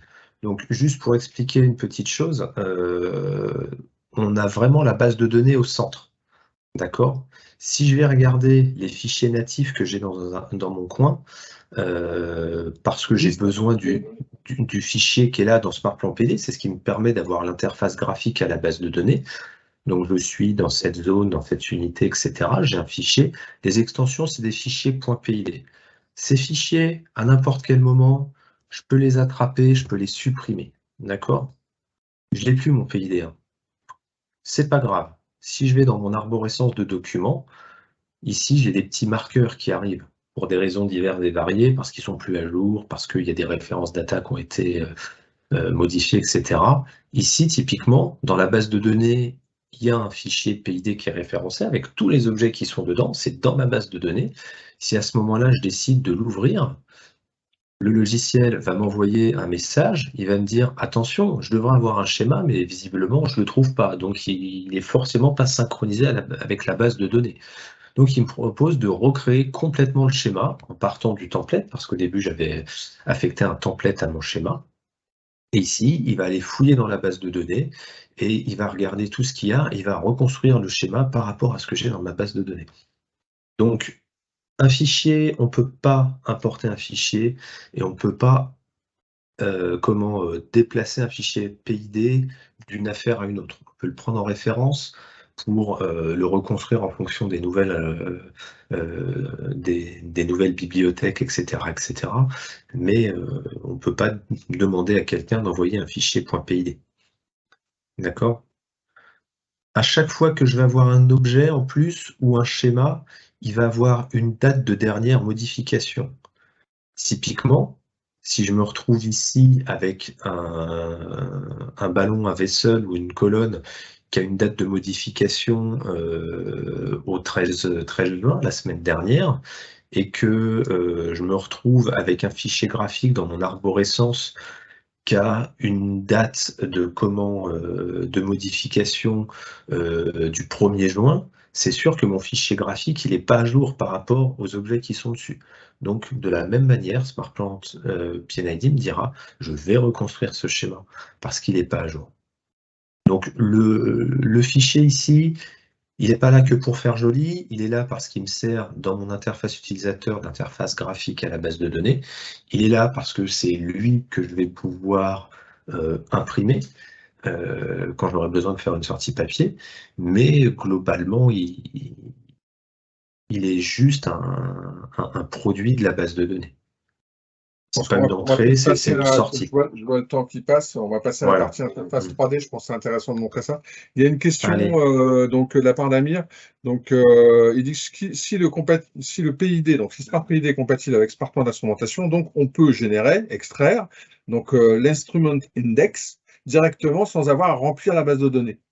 Alors, oui, c'est ce qu'on a montré tout à l'heure avec l'intégration, c'est-à-dire que l'objectif, en effet, c'est de pouvoir donc importer les données donc, du PID dans l'instrum. Et donc, dans ce cadre-là, on va pas recréer la base de données instrum de zéro. On va partir des données du PID. Et là, on a même des process d'ailleurs qui vont on peut positionner des boucles d'instrumentation dans le PID qui sont des boucles simplifiées. Pas mettre les débuts, les fins de course, ou je ne sais quoi. Donc, on a un process qui permet automatiquement de réaffecter, de compléter en fait à l'import la boucle d'instrumentation. Je ne sais plus comment il s'appelle ce process-là. Dis-moi. Oui, le macro-expansion. On place Voilà, une vanne dans le PID, quand on la récupère dans SmartInstrum, ça va créer la vanne, plus les fins de course, plus la solenoïde pour couper l'air, le convertisseur épais s'il faut, etc., pour avoir toutes les entrées-sorties système, etc. Ça, c'est l'intérêt d'avoir les deux. C'est l'intérêt d'avoir les deux parce qu'on va vraiment avoir cet échange entre les deux outils. Et dès que vous allez modifier le PID, eh bien, évidemment, on va pouvoir même avoir des process qui vont permettre de notifier en fait le service instrum comme quoi il y a un nouveau PID qui a été émis et qu'il peut y avoir des modifications à réaliser dans la base de données. Et donc, on va pouvoir voir les différences en fait entre les deux bases de données et donc faire des mises à jour des informations d'instrum à partir des données du PID. Après, pour faire une autre réponse à la question, on peut générer des instruments index directement. Depuis SmartPlant PID, on peut le générer, mais on ne peut pas le gérer. C'est-à-dire qu'aujourd'hui, je lance un rapport juste sur mon schéma ou sur l'ensemble de ma base de données. Donc tous mes schémas, je vais forcément pas avoir le même nombre d'instruments. Si je supprime un instrument de mon PID ou une boucle de mon PID et que je génère à nouveau un instrument index, j'aurai des instruments en moins. Mais je ne serai absolument pas capable de gérer et de pointer sur les objets qui ont été supprimés. D'accord ? Donc, l'évolution de l'instrument index, où on va avoir une liste avec tous nos instruments et ils vont tous avoir sur leur ligne une révision, savoir quand est-ce qu'a été mis à jour pour la dernière fois cet instrument dans la liste et si peut-être il a été supprimé de la liste, c'est quelque chose qu'on ne va pas gérer dans le PID. Donc, on est capable de sortir des listes, mais on n'est pas capable de gérer l'instrument index. Smart Instrumentation, il est capable de générer l'instrument index, tout comme on a fait tout à l'heure une comparaison de deux versions de PID avec des mises en couleur. On a dans SmartPlant Instrumentation la possibilité d'archiver des instruments index et n'importe quel type de rapport, de faire des comparaisons qui pourront être des mises en couleur de cellules si c'est des index ou qui pourraient être des nuages de révision sur des schémas de boucle, par exemple, où là, on va vraiment avoir une gestion de l'historique du document. Mais ça, c'est quelque chose qu'on ne peut pas faire directement depuis Smart PNID. Ouais, c'est l'idée, parce que bon, en fait, la bonne pratique, ce qu'on montre ici, en fait, en intégration PID Instrum, ça s'appuie sur le Digital Backbone qui va permettre d'échanger, de gérer les données, échanger entre les différents logiciels. C'est sûr qu'on pourrait sortir, comme l'expliquait Mathieu, on peut sortir une liste Excel dans le PID et après la loader dans l'Instrum. Ça marche aussi. Par contre, les mécanismes qui sont là de gestion de l'information, vous ne les aurez pas. Donc, enfin, en tout cas, aussi fin. Ouais. Donc, c'est pour ça que oui, vaut mieux, si on fait de l'intégration, vaut mieux aller jusqu'au bout de l'idée et le faire avec, avec avec le digital backbone qui est là pour ça. Voilà. Les versions démo free pour apprentissage. Alors, non, pas vraiment, non. Avec ce type de logiciel, je dirais, on met pas à disposition ce type de logiciel-là sans formation. Parce que c'est un outil qui a une philosophie, c'est pas un outil de dessin, donc il faut apprendre à l'utiliser avant de pouvoir, le déployer. Donc c'est pas quelque chose. Ça peut nous arriver parfois de faire ce qu'on appelle des POC, des proof of concept avec des clients qui peuvent le demander, mais ça va passer par une organisation, une formation, un suivi, donc toute une organisation de type un mini projet. Pour moi, un POC c'est un mini projet. Oui, et puis ça demande une infrastructure minimum, c'est-à-dire que là j'ai une machine qui est autonome, mais dessus j'ai un serveur de base de données, j'ai mon application Smart PNID, Smart Instrum, Smart 3D, et puis voilà, il y a aussi... Oui, mais tu pourrais mettre à disposition un environnement cloud, par exemple. On pourrait faire ça. Oui, Mais, il y a des choses comme ça qu'on quelque pourrait part, faire, mais... c'est pas souhaitable avec ce type de logiciel. Autant le logiciel de dessin, quand vous prenez AutoCAD et que vous, donc nous, on a un logiciel qui s'appelle BricsCAD, par exemple, qui est proposé, qui est un clone d'AutoCAD, moins cher au demeurant d'ailleurs qu'AutoCAD.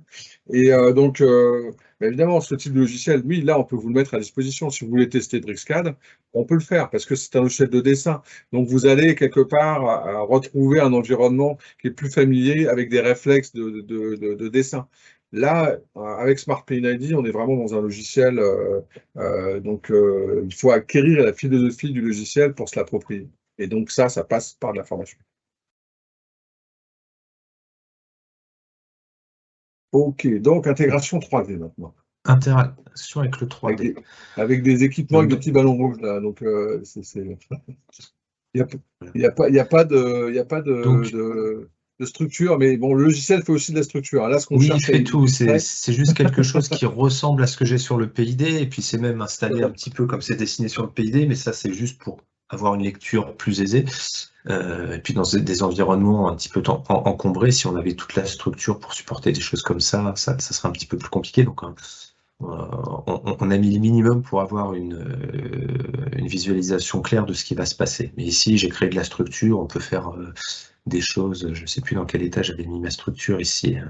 Ouais, j'avais même pas fait les terminaisons de découpe entre les poteaux et les poutres, bref. Ok, donc Smart 3D, on va avoir plusieurs tâches, où finalement par tâche on a juste un minimum de commandes. Ici je suis dans une tâche équipement, on va avoir une tâche catalogue, donc très important parce que Smart 3D c'est complètement basé sur un catalogue. Vos objets pour pouvoir les placer, que ce soit un vaisselle, une pompe ou des éléments de tuyauterie, des fers pour la structure, etc. Ils seront dans un catalogue et vous allez pointer sur des objets. Vous placerez une ligne de telle classe. Quand vous placerez des vannes, ça sera des vannes uniquement disponibles dans la classe, etc., etc. Donc, ça validera tout ça. OK. Donc, le catalogue qui est très important, des histoires de display qui peuvent être aussi très pratiques. Donc, on va aussi gérer forcément des interférences. Si on a un tuyau qui tape dans une poutre ou quelque chose comme ça, on va pouvoir le faire. En termes de display, on va pouvoir créer des volumes pour certaines utilisations. Là, ici, par exemple, j'ai rajouté des volumes d'opération qui peuvent être pour ouvrir la porte d'une armoire, qui peuvent être un endroit qu'il ne faut pas encombrer parce que j'ai besoin de mettre des câbles dans mes chemins de câbles. Je peux avoir besoin d'espace pour pour la maintenance de certains équipements, etc., etc. Donc, on va pouvoir gérer tout ça et l'utiliser pour des clashs. Je vais aussi pouvoir avoir des règles un petit peu comme les display sets dans le PID qui vont me permettre de filtrer des objets et de leur donner des couleurs en fonction de certaines caractéristiques. Là, j'ai mis des couleurs qui ont des caractéristiques, qui vont mettre en avance des caractéristiques par rapport à mon PID. Si je décide de visualiser mon PID, donc je l'ai récupéré aussi au préalable dans Smart 3D, et que je décide de l'afficher, on va voir que j'ai décidé de mettre dans le 3D le même code couleur. OK ? Je vais le retirer de mon 3D, donc je vais retirer ma vue avec mes volumes spéciaux, et puis je vais aussi en retirer mes filtres de display. Donc ces filtres, ça peut être sur n'importe quel sujet, des fluides codes, des températures, des zones dangereuses, etc., etc. Et je vais pouvoir regarder ce qui se passe. Donc dans le meilleur des mondes, on attendrait que les PID soient bons à 100% avant de commencer de faire le modèle 3D. Dans le vrai monde, toutes les tâches se font en parallèle et on essaie de synchroniser l'ensemble. La synchronisation, elle peut se faire de plusieurs manières. Si on a commencé le PID en même temps que le 3D, on va se retrouver dans un contexte qui est celui que je vais retrouver dans cette zone-là. D'accord ? Donc, on va bien retrouver ce petit ballon, ici, et ils ont une couleur bleue. C'est des objets qui ne sont pas corrélés. Des objets qui sont corrélés, ça donnerait plutôt quelque chose comme ça. Vous voyez, quand je le sélectionne avec le bon filtre, par contre, quand je le sélectionne dans le 3D ou dans le PID, il se met en surbrillance de l'autre côté, ce qui n'est pas le cas sur mon ballon. Donc, quand j'ai travaillé en parallèle, je suis tout à fait capable de dire moi, je voudrais que tu essaies de synchroniser, de mettre en corrélation certains objets. Donc là, je vais faire une sélection multi-objets, clac, de cette zone-là, et je vais lui dire, tu vas essayer de me corréler automatiquement tous ces objets. Donc il y en a qui sont déjà corrélés, il y en a qui ne le sont pas du tout. Globalement, quand je fais ça, il va regarder ce qui est un équipement, ce qui est une ligne de tuyauterie, il va regarder les numéros d'équipement, les numéros des lignes de tuyauterie pour tenter de corréler les objets. S'il trouve des objets, il va les corréler, s'il ne les trouve pas, il les laisse de côté. Donc ici, il m'a trouvé pas mal de choses qu'il a corrélées, c'est super. Et je vais pouvoir sortir de mes interfaces. On a vu qu'il y a un certain nombre d'objets qui est passé en vert. Il y a des trucs ici, il n'a pas réussi, je ne sais pas pourquoi. Je verrai plus tard. Peut-être que je les avais mal sélectionnés ou je ne sais pas. Une première chose, synchroniser de l'existant. Après, ce qu'on va pouvoir faire aussi, c'est les objets qui sont déjà synchronisés, on va pouvoir visualiser grâce à un code couleur, c'est le sujet du rouge et du violet, de visualiser leur état. Donc cet objet, si je décide de zoomer dessus, il est ici, et je vais aller zoomer au plus proche parce que je sais où est l'erreur. Donc le logiciel est capable de naviguer et de regarder comment est installée la ligne. Ici, typiquement, cette couleur violette, c'est un problème de topologie. Ici, j'ai un piquage dans le 3D, j'ai pas de piquage pour venir mettre un évent ou je ne sais pas quoi, une sonde de pression ou autre chose. J'ai pas de piquage sur cette ligne à cet endroit-là. Donc, c'est ici, on va gérer des choses en plus, des choses en moins. Il va me dire qu'il y a un problème de topologie. Donc moi, je suis tout à fait capable, je vais juste changer de tâche pour aller dans ma tâche dédiée au piping, avec mes 3 commandes piping, de dire moi, ce qui m'intéresse, c'est de venir sélectionner un bout de tuyau, celui-ci, et tout simplement, pas lui donner un sens de fluide, mais de lui dire, je le supprime. En supprimant ce tuyau, je me retrouve avec une topologie qui est complètement cohérente des deux côtés, et mon tuyau passe en vert. Autre type d'incohérence, des problèmes de propriété. Ici, j'ai décidé d'avoir un problème de diamètre. D'accord ? Donc, je vais pouvoir faire un zoom sur ma ligne, et le problème, il est là. Dans le PID, j'ai du 12 pouces. Dans ma maquette, j'ai du 6 pouces. D'accord ? Je l'ai fait exprès. J'ai mis des réductions, etc. J'ai installé du 6 pouces. Quand je vais sélectionner cet objet, je suis capable, comme pour la topologie, mais je ne vous l'ai pas montré, de comparer avec la design basis. La design basis, c'est toutes les données qui viennent du PID et de l'instrum et de l'électrique, d'accord, de Smart PNID, Smart Electrical et Smart Instrum, et qui sont stockées, pas tout à fait dans le modèle de Smart 3D, mais qui permettent de vérifier que tout est en ordre. Donc ici, on voit que j'ai un problème, 12 pouces sur le PID, 6 pouces dans la maquette. Je suis capable de venir pousser la donnée, et quand je vais pousser la donnée, en faisant update, il va être capable de venir reconstruire la ligne avec les bons composants. Donc la ligne, elle a un seul sujet, c'est de emmener le fluide d'un point A à un point B, ici on va dire de la vanne vers mon équipement. Pour ça, je dois construire une ligne avec le bon diamètre et en face avec la classe de tuyauterie. Là, vous allez voir, il y a des choses qui vont changer, les réductions vont sauter. Ici, j'ai un T égal, ça va passer en fonction d'un tableau de piquage de la classe de tuyauterie vers un piquage tube et des choses comme ça. D'accord? Donc, on ne vient pas juste modifier le diamètre d'un composant, on vient vraiment reconstruire une ligne en fonction des nouvelles données. Ça serait quand même un petit peu dommage de perdre du temps à venir ici changer, parce que peut-être que dans un diamètre, j'ai le choix entre des rayons courts et des rayons longs, et peut-être que en changeant de diamètre, ça va m'imposer d'avoir des rayons longs, ou inversement, d'accord? Donc en fonction de tout ça, ça va prendre les bons coudes, les bons piquages, ça va retirer les réducs, ça va modifier les réducs en fonction de ce que j'ai dans ma classe, et ça va me refaire une ligne complètement en adéquation avec, avec mon PID et avec mes références du matériel qui sera rattaché à cette classe, déjà testé et référencé dans mes systèmes d'approvisionnement. OK ? Autre chose, je peux quand même être amené à modéliser depuis le PID. Ici, typiquement, j'ai une ligne qui sort de mon ballon. Je vais juste changer un petit peu le scope pour pouvoir sélectionner tout ce que je souhaite. Donc mon ballon est ici en surbrillance. Voilà. Bon. Petit problème de souris. Et ici, j'ai une ligne qui n'existe pas. Ce qui va être très intéressant, c'est qu'ici, j'ai une tubulure qui elle-même est corrélée. Et cette tubulure, je vais essayer de zoomer au maximum. Je ne sais pas si vous voyez bien, elle est raccordée à une ligne qui s'appelle WP137, etc. Elle a une classe de tuyauterie, un diamètre et toutes ces informations. Quand je vais lancer la commande pour router une ligne, j'avais déjà la sélection, voilà. Bon, je peux partir du vide. Quand je sélectionne ma commande de routage et que je décide de router à partir de cette tubulure, automatiquement, du coup, je ne l'ai pas vu ce coup-ci.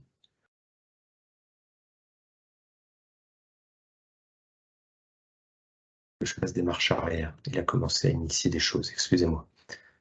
Voilà, donc je lance la commande, je décide de partir et il me récupère toutes les caractéristiques de ma ligne.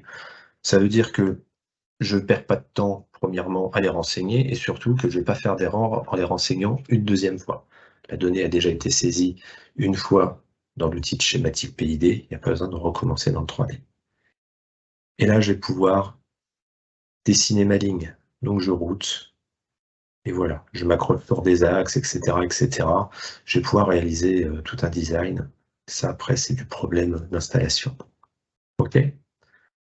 Donc ici, je vais juste faire un clipping pour avoir dans mon espace de travail uniquement ce qui m'intéresse. Voilà, je vais peut-être même pouvoir faire évoluer un tout petit peu le clipping, parce que j'ai un peu plus de place par là. Voilà, OK. Et ici, je vais pouvoir commencer à travailler, à finir de renseigner ma ligne. Donc ici, je vais pouvoir avoir besoin d'insérer des composants. Je vais cliquer ici, et en allant sur le schéma, je vais pouvoir installer cette vanne ou cette vanne, j'ai aucun souci. Par contre, si j'essaie de prendre la vanne qui est sur le bipass, il ne me permettra pas de la sélectionner, tout simplement parce qu'il a vu que je ne voulais pas insérer un objet sur le bon tronçon de ligne. OK ? Voilà. Je sélectionne cette vanne. On a vu, et on va voir qu'il va récupérer toutes les caractéristiques. Donc si je décide de déplacer la vanne, je peux le faire, il n'y a aucun souci. Si je décide de tourner l'opérateur, tourner la vanne, etc., je peux. Je vais faire un finish. Voilà. D'accord ? Et du coup, ce composant, on voit qu'on a récupéré le repère qu'il y a sur le schéma PID. De la même manière, je vais venir insérer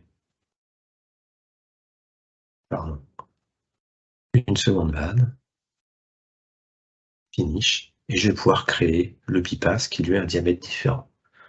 Donc je vais lancer une ligne qui sera créée à partir de mon schéma PID, qui référencera cet objet. On voit bien que j'ai mon nouveau diamètre, et je vais pouvoir lancer mon design. Hop, je voulais attraper le milieu ici, pourquoi pas. Je vais router vers cet axe. Je vais descendre. jusqu'au point d'épure ici que je devrais trouver par là. Je vais router jusqu'au milieu de la ligne. Et je vais me connecter. Voilà. Je vais pouvoir sélectionner à nouveau un point sur mon run pour insérer cette vanne.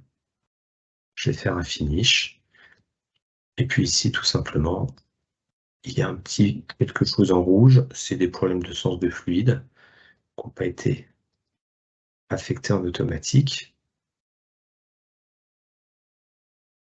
Hop là. Et je suis bon. Voilà. Dans Smart 3D, on a Isogène qui est encapsulé. Donc ici, quand je vais aller sur mes isométriques, ça va me permettre tout simplement de venir chercher ma ligne. C'était ma ligne 137, on la voilà, il y a une croix. Je vais pouvoir venir tout simplement faire un update de ce fichier d'isométrique qui va être relatif à ma ligne. Puis je vais pouvoir le visualiser dans mon interface. D'accord? Donc Là, on va... 3D, donc c'est pareil, hein, c'est un logiciel qui est orienté base de données, donc on est vraiment sur une structure 100% objet.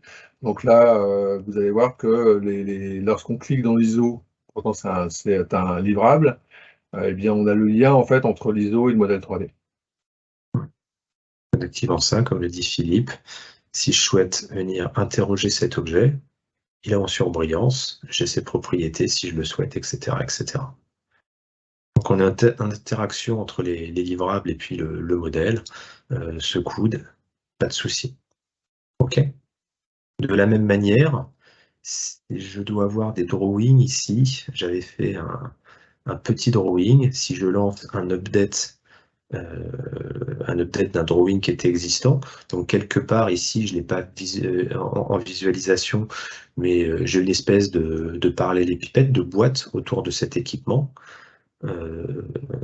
Tiens, il est déjà à jour. J'ai fait un update là-haut, il est déjà à jour. C'est possible. OK. Donc, je vais pouvoir voir mon schéma et ma ligne qui est complètement à jour. Ah, non, c'est pas le bon volume, excusez-moi. Peut-être celui-ci sera mieux. Peut-être là-haut. Un peu plus long en traitement, le volume est un peu plus gros, un peu plus d'objets. La génération complètement en automatique des livrables en fonction de règles que vous aurez prédéfinies. Ah, je ne suis pas dans la bonne partie, je suis à côté. Et voici des exemples de... Enfin, j'ai décalé mon modèle par rapport au volume. J'aurais dû le recaler. Excusez-moi. Voilà. De la même manière, on est aussi complètement capable de générer une maquette pour visualisation. Et depuis le Digital Backbone, avec des navigateurs web, par exemple, on est tout à fait capable de venir naviguer et d'avoir une interface légère pour venir naviguer dans toute la documentation. Donc ici. D'accord, ben ça c'est ça tombe bien que tu montres ça, parce que j'allais utiliser une vidéo là pour justement montrer. Enfin pour moi c'est un peu le point ultime, c'est le digital twin. Ouais. C'est-à-dire que c'est vraiment j'ai créé toute une documentation, je la mets à disposition au plus grand nombre dans le digital twin. Ouais. Et là dans ce cadre-là, je vais pouvoir interroger et avoir le lien entre l'ensemble des documents. Ouais. Donc là, j'ai pas mis à jour sur les dernières versions de mes documents que j'ai, aussi bien mon modèle 3D que mon PID, parce que je les ai pas réenvoyés, mais aussi bien basé sur les documents que sur mes objets, comme ils étaient à l'origine. Je suis capable, par exemple, de venir rechercher quelque chose qui s'appelle V100. Il me trouve une vanne, il me trouve quelque chose ici, ça doit être mon ballon. Et ici, je suis complètement capable de venir visualiser mon ballon. Là, pardon.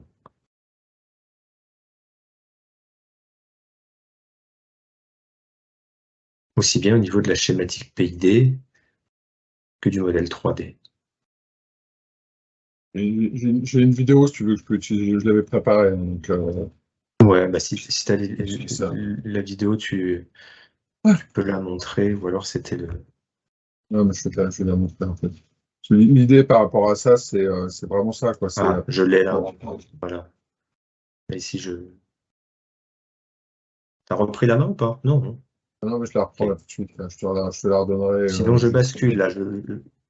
Juste après. Donc ça, c'est vraiment. Donc l'idée par rapport à ça, c'est. Je pense que c'est bien. Voilà. Donc là, vous voyez mon écran? Oui. Donc là, on est dans le Digital Twin. En fait, l'idée, je fais une recherche sur un composant, sur un tag, et le système me montre tous les objets qui sont connectés à ce tag. Donc, je sais que sur ce tag, j'ai un change request, qu'il y a des documents qui le caractérisent. Je vois son environnement. Donc là, il peut avoir aussi un autre tag connecté où il fait partie d'un asset. Il est connecté. Donc après, on a des informations qui peuvent venir aussi du domaine temps réel. L'idée, c'est de l'illustrer ici que ça peut fonctionner sur la partie projet, mais aussi sur la partie en opération. C'est-à-dire quand on est en exploitation, on va pouvoir être intéressé aussi à avoir des informations qui viennent de l'environnement temps réel. Par exemple, sur un tag, si c'est un instrument, eh bien, je veux voir son fonctionnement, donc avec un outil de type historian, et ainsi de suite. Donc on a vraiment toute cette information-là qui est accessible. Et donc là, on va pouvoir naviguer. Donc par exemple, je vais pouvoir dire ce tag-là, bon, bah, je veux le voir dans son environnement 3D. Donc là, je vais démarrer la partie 3D. Et donc, je vais pouvoir en fait visualiser l'objet dans l'environnement 3D. Donc ça fonctionne à partir d'un navigateur. C'est-à-dire que j'ai besoin de rien. Je peux utiliser mon téléphone portable, comme je peux utiliser une tablette, mon PC pour accéder à ça à partir du navigateur. Faire avoir des vues sauvegardées, je peux faire aussi des annotations dans le modèle 3D, donc pour remonter vers les designers. Donc ça peut être aussi un outil collaboratif d'échange entre les différents acteurs des projets. Je vais pouvoir aussi aller visualiser un nuage de points. Par exemple, si je veux faire, donc je suis sur une installation existante, je vais pouvoir aussi connecter les tags au nuage de points pour pouvoir visualiser. Donc là, c'est une vue entre guillemets 3D, hein, c'est une vue 360. Donc, je vais pouvoir utiliser cette vue-là aussi pour naviguer. Par exemple, là, je vais aller voir un PID. Donc, le système, comme vous l'avez vu tout à l'heure, on est en PID intelligent. Donc, on a le lien entre tous les objets. Donc, directement, là, je vais ouvrir le PID et le système va zoomer directement sur le bon composant dans le PID. Donc, et ça, évidemment, les objets dans le PID, même chose, ils sont intelligents, donc je vais pouvoir continuer à naviguer à partir du PID et pouvoir donc accéder à d'autres informations. Voilà, donc ça, c'est vraiment une introduction, c'est qui montre l'intérêt aussi de travailler avec des outils avec des bases de données, puisque derrière, on peut créer facilement ce genre d'environnement dans du type jumeaux numériques. Voilà, Mathieu, tu peux reprendre la main si tu veux. Et je repartage. Donc j'ai refermé la session, j'ai réinitialisé. Donc en partant Après, sur de toute façon, l'intégration et... Voilà. Quand on a fait à peu près le tour de ce qu'on voulait montrer, l'idée maintenant, c'est peut-être d'avoir aussi des questions. Je vois qu'il y en a une autre.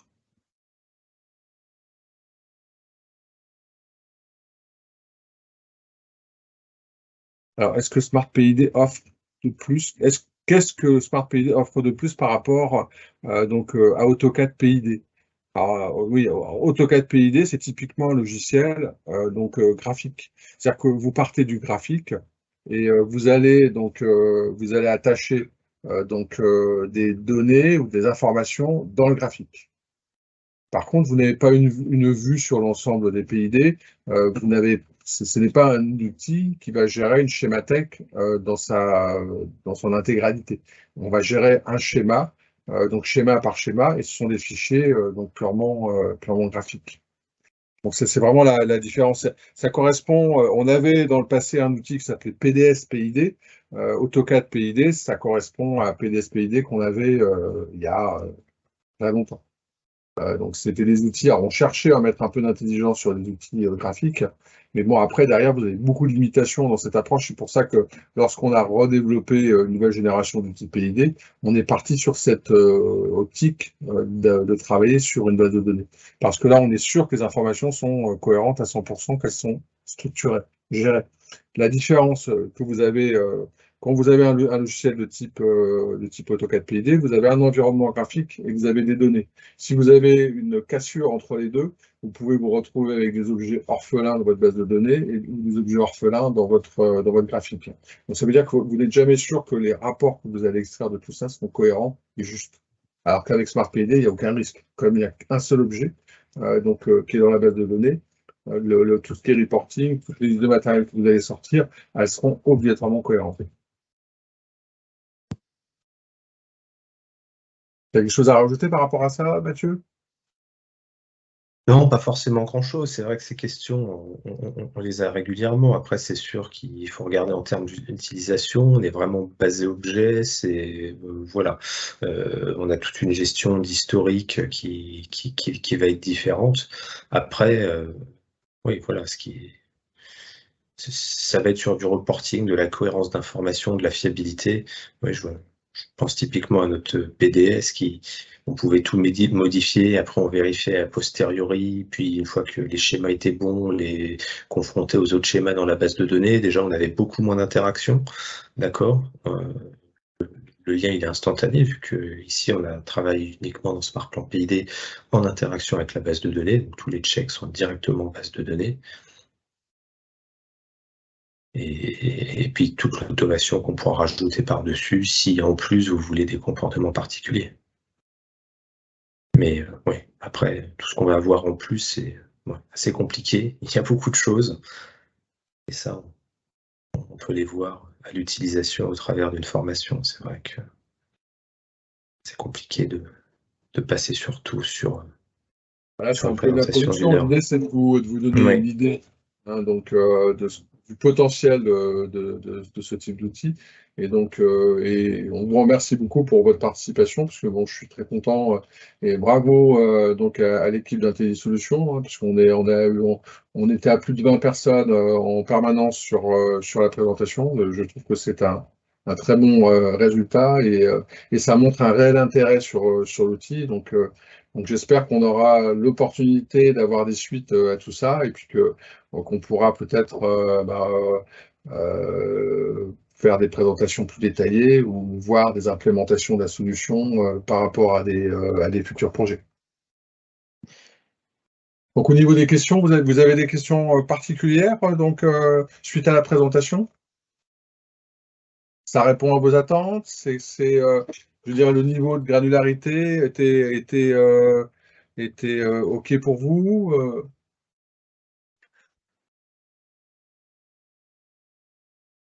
Oui, Philippe, de mon côté, c'est une bonne présentation, une démonstration, et j'en suis sûr que l'ensemble des participants ont la même avis. Donc, on vous remercie pleinement pour cette démonstration. Et espérons, Inch'Allah, on va vous avoir prochainement avec d'autres démonstrations et d'autres webinaires dans ce sens. C'est l'idée, quelque part, c'est vrai que le fait de faire une introduction, on l'offre, comme j'ai introduit tout à l'heure, bon, je l'ai fait rapidement, mais l'offre Hexagone est assez large, hein, il y a quand même une offre très complète, avec des outils très métiers, et il est clair qu'aujourd'hui, je suis sûr qu'on a plein de solutions qui peuvent être intéressantes et apporter de la valeur à la Sonatrach et ses filiales, c'est sûr. Donc, oui, sûrement, bien sûr, oui, bien sûr. Évidemment. On voit aujourd'hui les projets qu'on réalise actuellement donc auprès des différents pétroliers. C'est sûr qu'il y a pas mal de sujets sur le commissioning, par exemple. Hein, on a déployé pas mal de nos solutions sur des grands projets. Dernièrement, donc ça c'est une activité qui est en plein boom aussi chez nous. Il y a la partie CAD, les outils de conception, c'est sûr que il est clair qu'on peut apporter pas mal de valeur, mais il y a aussi d'autres outils. La partie matériaux, bon, tout à l'heure, ce que présentait Mathieu en parlant donc des liens entre le PID et le 3D, on peut aussi avoir ce même type de lien avec le module Smart Plant Reference Data de Smart Material, qui est l'outil en fait qui permet de structurer la codification et la gestion des classes de tuyauterie. Bien sûr, oui, ça viendra. C'est ce type de lien qui existe aussi. Ouais. Hein, donc ça, c'est des. Aujourd'hui, l'outil Smart PNAD, il est connecté nativement, soit donc à Smart 3D ou soit à Référence Data. C'est les deux outils chez nous qui permettent de gérer des données de référence. OK, on vous remercie, monsieur Philippe et Mathieu. Écoutez, merci à vous et puis à votre Avec disposition plaisir. en tout cas pour la suite. Hein, donc avec plaisir pour répondre à vos questions, à vos attentes. N'hésitez surtout pas à revenir vers nous pour toute question. Donc Bien moi, sûr, je vais envoyer, je t'envoie Saïd le recording de la présentation. OK? bien sûr. Merci infiniment. Merci à vous et merci pour Merci l'ensemble. à vous. À bientôt. À bientôt. OK, à bientôt. Bonne fin de Merci. journée, au revoir. Merci à vous. Au revoir. Au revoir.